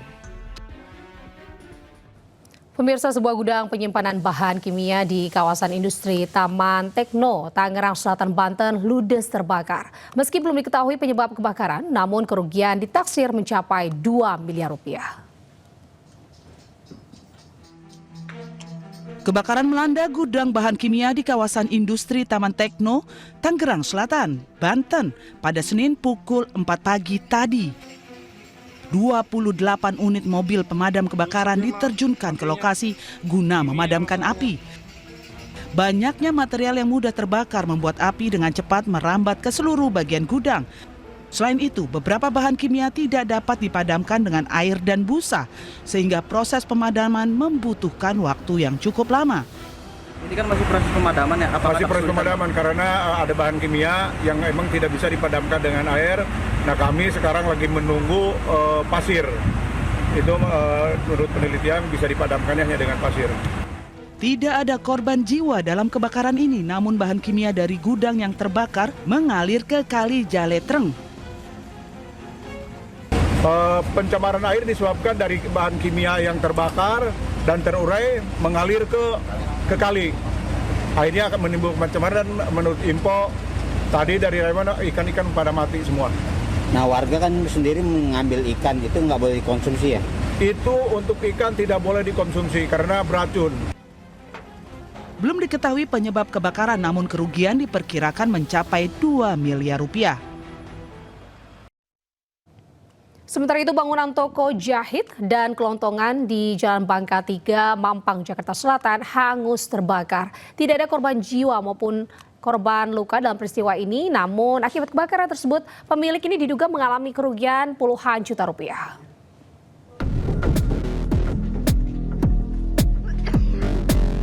Warga panik saat kobaran api melahap toko penjahit dan kelontong di Jalan Bangka 3, Mampang, Jakarta Selatan, Selasa pagi. Api pertama kali muncul dari lantai 2 toko jahit yang juga dijadikan tempat tinggal. 19 mobil pemadam kebakaran dikerahkan ke lokasi. Sebagian mesin jahit bisa diselamatkan, sementara barang kelontong ludes terbakar. Penyebab kebakaran diduga akibat korsleting listrik. Di atas tempat tidur, kamar. Ini tempat usaha apa, Bu? Jahit sama toko kelontong. Ada korban nggak, Bang? Nggak ada. Tidak ada korban, kerugian diperkirakan puluhan juta rupiah.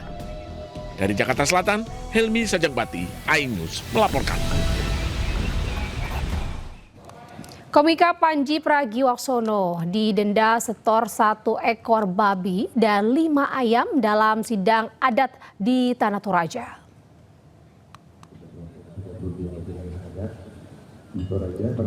Dalam sidang adat, para tokoh adat, pemangku adat, serta 32 perwakilan wilayah adat menyepakati bentuk sanksi adat yang dijatuhkan kepada Panji sebagai bentuk pertanggungjawaban atas pernyataannya yang dinilai melukai nilai dan martabat budaya suku Toraja. Adapun denda adat yang dikenakan kepada Panji ini berupa 1 ekor babi dan 5 ekor ayam dengan bulu yang berbeda. Sanksi tersebut merupakan simbol pemulihan keseimbangan dan penghormatan terhadap adat istiadat Toraja yang telah dilanggar. Panji secara terbuka menyampaikan permohonan maaf, mengakui bahwa materi yang sempat menyinggung tersebut muncul karena ketidaktahuan secara mendalam. Tadi adalah dengan tidak lagi menyakiti dan melukai dan mengganggu keharmonisan masyarakat serta alam Toraja. Jadi rasanya itu yang paling penting. Ketika pemberitaan teman-teman naik juga ke media, saya rasa masyarakat juga jadi mengerti betapa indahnya proses budaya di Panji telah menjelaskan bahwa semua itu dia tidak ketahui. Dan oleh sebab itu kita masyarakat Toraja juga kita harus sadar dan harus mengerti apa yang dilakukan Panji, dan saatnya sekarang sudah datang berterima kasih dan minta maaf kepada kita.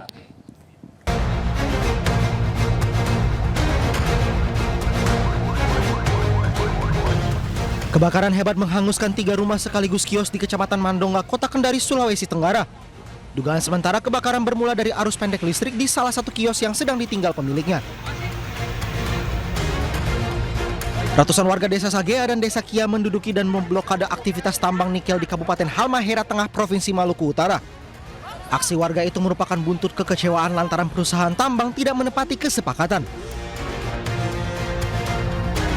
Ratusan emak-emak menggeruduk kantor Bank Cirebon, Jawa Barat setelah Otoritas Jasa Keuangan mencabut izin usaha Bank Cirebon. Para nasabah panik dan berusaha menarik uangnya dari bank itu.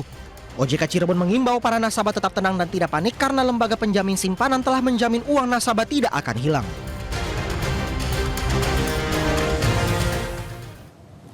Pemirsa, perampok bersenjata meledakkan mobil pengangkut uang berlapis baja di tengah jalan raya di Italia Selatan. Guarda, hanno rubato il furgone. Perampokan mobil baja pengangkut uang terjadi di dekat wilayah Tuturano. Perampok memarkir sebuah mobil van di seberang jalan dan membakar van itu hingga memaksa mobil pengangkut uang berhenti. Pelaku juga menembaki personel angkatan bersenjata Italia. Video perampokan viral di media sosial menunjukkan ledakan mobil, ketegangan pengendara, serta kekacauan akibat aksi tersebut. Cristo Santo, hanno fatto scoppiare. Sejumlah bangunan runtuh di Tripoli, Libya. Peristiwa ini menyebabkan 9 orang tewas dan puluhan lainnya terluka. 9 orang tewas dan beberapa lainnya terluka usai sejumlah bangunan runtuh di Bab al-Tabaneh, Tripoli, Libya. Menggunakan alat berat, petugas SAR berusaha mengevakuasi korban yang terjebak di reruntuhan bangunan.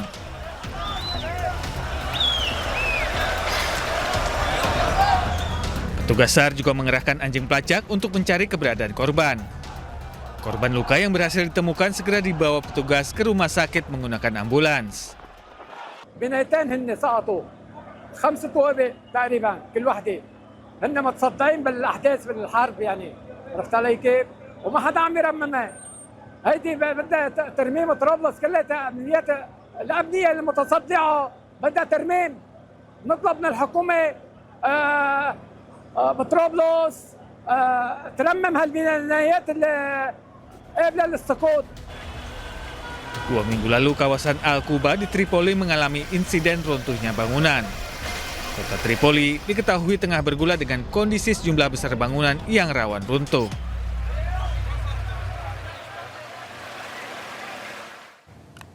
Pemirsa, akibat hujan lebat dan banjir yang melanda Maluku Utara, 150.000 orang harus mengungsi ke tempat yang aman. 4 orang ini termasuk seorang anak dinyatakan meninggal dunia akibat kendaraan yang mereka tumpangi terseret banjir bandang.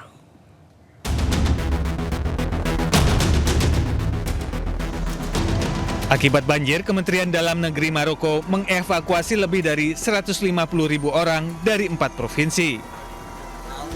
Pihak berwenang telah mengevakuasi sekitar 3.800 orang selama 2 hari terakhir. Warga sempat terisolasi selama 12 hari sebelum berhasil dievakuasi. 4 orang termasuk seorang anak dinyatakan meninggal dunia akibat kendaraan yang mereka tumpangi terseret banjir bandang. أين موجودة هي قطع نفسية دابا ولكن باش يوصلوها تما كي ما لقاتش توصلها إلا طيارة ولا شي حاجة هليكوبتر يعني يمكن لك توصل لكم تما كاين الناس دابا حاليا الناس يخرجوا في البرد والشتاء ما عندهم كيديروا يخرجوا دابا حاليا الساعات. على مستوى إقليم سيستيمان المتضرر مجرى الفيضان تعرفها المنطقة تم إجلاء عدة مواطنين ومتتابعين هنا على مستوى إقليم سيستيمان. Banjir yang dipicu hujan lebat telah melanda wilayah Maroko Utara. Warga diimbau untuk tetap waspada dan menunggu instruksi resmi sebelum kembali ke daerah yang terdampak.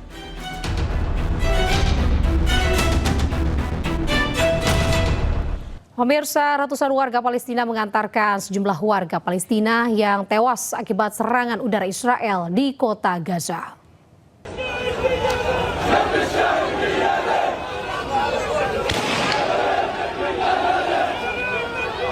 Sejumlah warga Palestina yang tewas akibat serangan udara Israel di lingkungan Al-Nasser di sebelah barat kota Gaza dimakamkan. Ratusan orang mengantar para korban yang syahid ke pemakaman. Pejabat kesehatan di Gaza melaporkan tembakan tank dan serangan udara terbaru Israel menewaskan sedikitnya 18 orang, termasuk 4 anak-anak.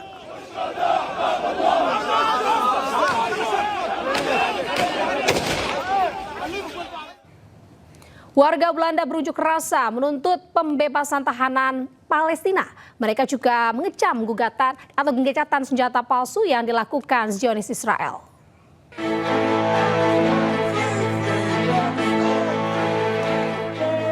Puluhan aktivis pro-Palestina berdemonstrasi di Amsterdam, Belanda, menuduh Israel melanggar gencatan senjata dan menuntut pembebasan tahanan Palestina. Seorang aktivis mengklaim bahwa Dewan Perdamaian Gaza adalah omong kosong dan tidak ada gencatan senjata di Gaza. Menurutnya ini adalah kelanjutan dari pendudukan pemukim, kolonialisme pemukim yang harus dihentikan dan Palestina harus merdeka. Sementara itu, pemimpin partai De Fong, Chris de Ploeg, menuduh politisi memberikan janji kosong dan tidak melaksanakan satupun tuntutan massa.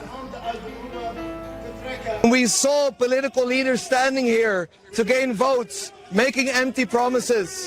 And we see the first moment they enter government, they break every single promise. Not a single demand of the protests have been implemented. Still no arms embargo. In fact, we see it even worse. We see them wanting to invest tens of billions of euros into the arms industry, into Israeli weapons, into American arms industries, the same companies who have been perpetrating this genocide.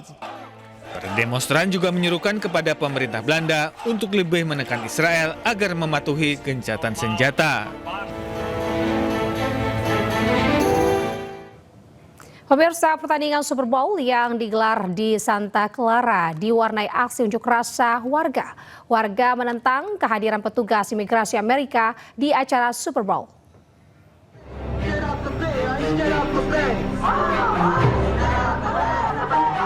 Ribuan orang berunjuk rasa menentang operasi penegakan hukum imigrasi federal di dekat Stadion Levi's di Santa Clara, Amerika Serikat. Aksi unjuk rasa ini bersamaan dengan saat kota ini menjadi tuan rumah acara terbesar dalam sepak bola Amerika Super Bowl 60. Para demonstran anti-ICE berbaris di jalan dan memegang plakat bertuliskan Trump harus pergi sekarang. Sejumlah aparat kepolisian berpatroli di sekitar demonstran untuk mengamankan jalannya aksi. See everything that's going on and not be out here. So I urge people, if you are a proud American, be proud. Come out and protest. Oktober lalu, Menteri Keamanan Amerika Serikat Kristi Noem menyatakan bahwa petugas ICE akan mengawasi pertandingan ini. Namun hal ini dibantah Liga Sepak Bola Nasional Amerika Serikat, NFL.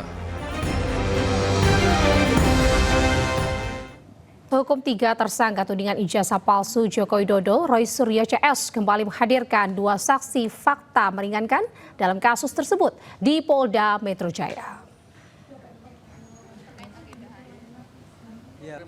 Saksi fakta yang dihadirkan adalah jurnalis senior Edi Mulyadi dan Yulianto, mantan Ketua Komisi Informasi Provinsi DKI Jakarta periode 2012 hingga 2016. Ditemani kuasa hukum Roy Suryo CS, Edi Mulyadi dan Yulianto, datangi Polda Metro Jaya pagi tadi.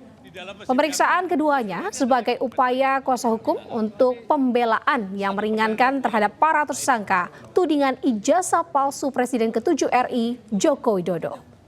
Kuasa hukum menjelaskan kedua saksi akan memberikan keterangan yang berkaitan dengan upaya tim untuk mencari informasi dan melakukan penelitian terhadap data-data yang dianggap penting untuk keabsahan ijazah Presiden ke-7 RI Joko Widodo.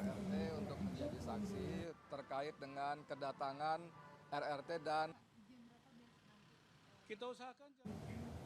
Pemirsa merasa ada dikriminalisasi dari kasus ijazah Jokowi. Roy Suryo CS ini hari ini jalani sidang perdana uji materi di Mahkamah Konstitusi. Ketiganya mengajukan permohonan uji materi KUHP dan Undang-Undang ITE. Informasi dan transaksi elektronik itu pasal 27A. Roy Suryo, Rizpon Sianipar, dan Dr. Tifa jalani sidang perdana di Mahkamah Konstitusi. Ketiganya hadir ditemani oleh kuasa hukum Refli Harun. Roy Suryo CS selaku pemohon uji materi terhadap Kitab Undang-Undang Hukum Pidana dan Undang-Undang Informasi dan Transaksi Elektronik. Gugatan diajukan ke MK lantaran ketiganya merasa dikriminalisasi terhadap penerapan pasal-pasal yang dikenakan atas status tersangkanya dalam kasus ijazah mantan Presiden Joko Widodo. Sudah saya katakan tadi, mereka adalah warga negara Indonesia dan mereka merasa dirugikan hak konstitusional mereka karena saat ini mereka ditersangkakan dengan pasal-pasal yang kami mohonkan ke hadapan majelis panel hakim Mahkamah Konstitusi. Inilah pasal-pasal yang digunakan untuk menersangkakan mereka dalam kasus yang dikenal publik sebagai kasus ijazah palsu mantan Presiden Joko Widodo. Wakil Ketua Mahkamah Konstitusi Saldi Isra sempat menegur Refli Harun yang menjadi kuasa hukum dari Roy Suryo CS. Saldi menegur karena kuasa hukum tidak terlebih dahulu menyampaikan kewenangan MK dan kedudukan hukum atau legal standing dari pemohon. Ini kalau begitu kewenangan mahkamah dianggap sudah diucapkan ya, disampaikan ya.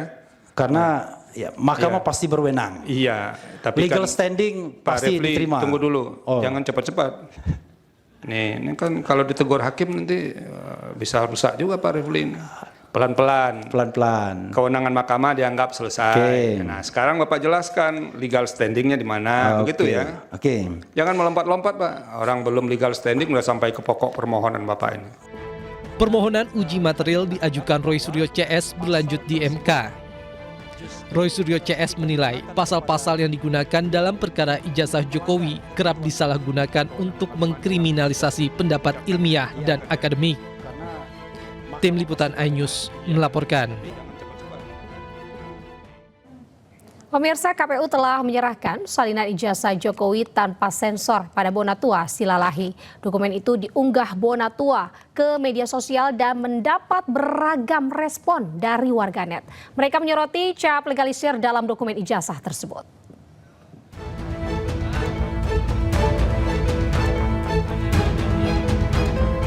Komisi Pemilihan Umum telah menyerahkan salinan ijazah Joko Widodo kepada Bonatua Silalahi. Ijazah tersebut diterima oleh Bonatua tanpa ada item yang disensor, termasuk 9 item yang sebelumnya ditutup, kini bisa dilihat. Salinan ijazah Jokowi tanpa sensor ini diserahkan KPU setelah sebelumnya Komisi Informasi Pusat mengabulkan permohonan Bonatua Silalahi bahwa informasi ijazah Jokowi berhak diketahui publik secara luas. Menerima salinan resmi, fotokopi ijazah, ya ini saya fotokopi ijazah terlegalisir berwarna tanpa sensor. Menyambung kata Bang Mike tadi, inilah data ijazah pertama dari pintu depan KPU. Meskipun saya tahu, saya teliti banyak ijazah yang dari pintu belakang yang beredar ya. Nah, ini nanti akan kita teliti, tujuannya peneliti, mohon kita dibantu ya Pak publik. Isu ijazah ini kan sudah memecah kita jadi 2-3 kubu tadi. Nanti mari kita di medsos, di mana-mana kasih data yang benar. Ya. Yang pasti jangan sampai kita menjadi fitnah. Melalui akun media sosialnya, Bonatua membagikan foto ijazah Joko Widodo yang diterima dari KPU. Dari unggahan tersebut, terlihat beberapa item penting, salah satunya adalah cap legalisir dari Universitas Gadjah Mada.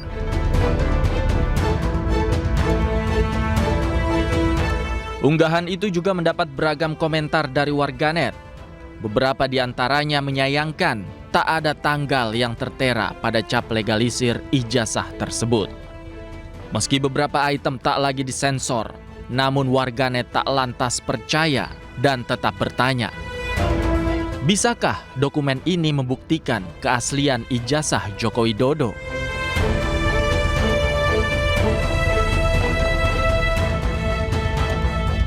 Tim Liputan iNews melaporkan.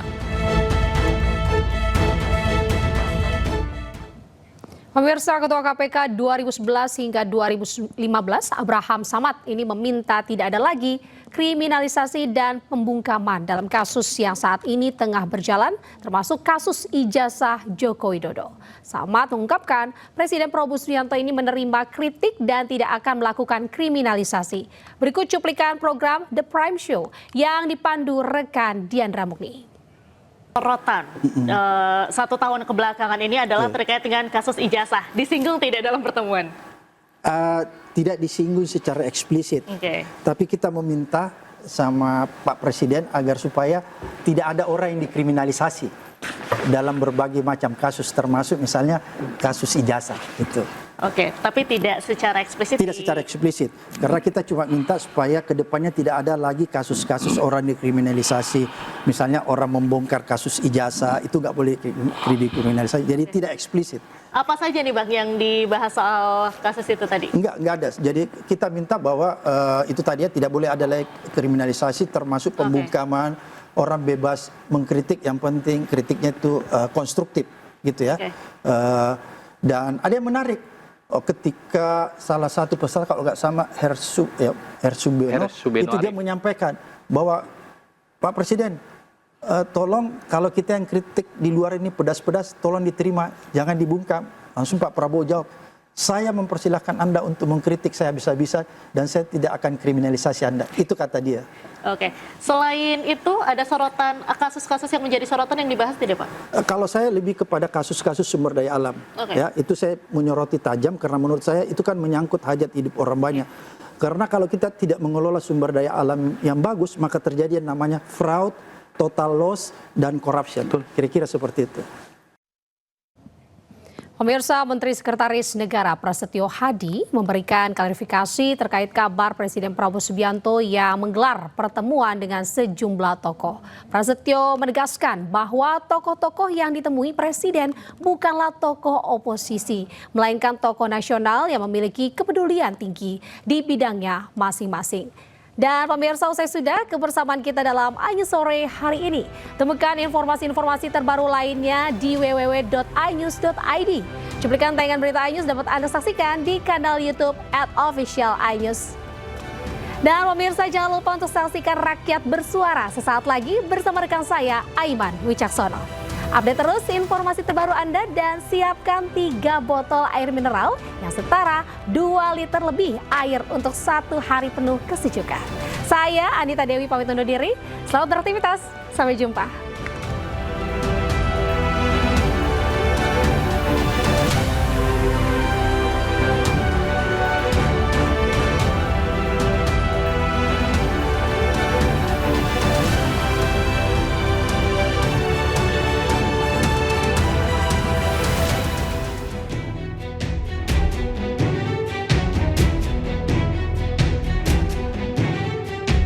Presiden Republik Indonesia Prabowo Subianto menggelar pertemuan tertutup dengan sejumlah tokoh nasional di kediamannya. Pertemuan yang berlangsung selama beberapa jam tersebut membahas berbagai isu strategis kebangsaan, mulai dari penegakan hukum hingga arah kebijakan negara ke depan. Mensesnek Prasetyo Hadi menyatakan bahwa gaya komunikasi ini merupakan cara Presiden Prabowo untuk menyerap aspirasi sekaligus mensosialisasikan program pemerintah. Pertemuan dilakukan baik secara terbuka maupun tertutup untuk mendiskusikan berbagai persoalan bangsa. Para tokoh yang hadir mewakili kepakaran dan pengalaman profesional mereka, di antaranya pakar kepemiluan yang juga peneliti senior BRIN Siti Zuhro, mantan Ketua KPK Abraham Samad, hingga mantan Kabareskrim Polri Susno Duaji. Bukan tokoh oposisi, tapi beliau bertemu dengan tokoh-tokoh nasional yang memiliki kepedulian di bidangnya masing-masing. Tokoh parpol tidak ada. Jadi kemarin tokoh kepemiluan, Prof. Siti Zuhro, kemudian juga tokoh pemberantasan korupsi, mantan Ketua KPK Bapak Abraham Samad, dan juga tokoh polisian, mantan Kabareskrim Bapak Susno. Ada beberapa yang nanti juga akan terus kita lanjutkan dengan tokoh-tokoh yang lain.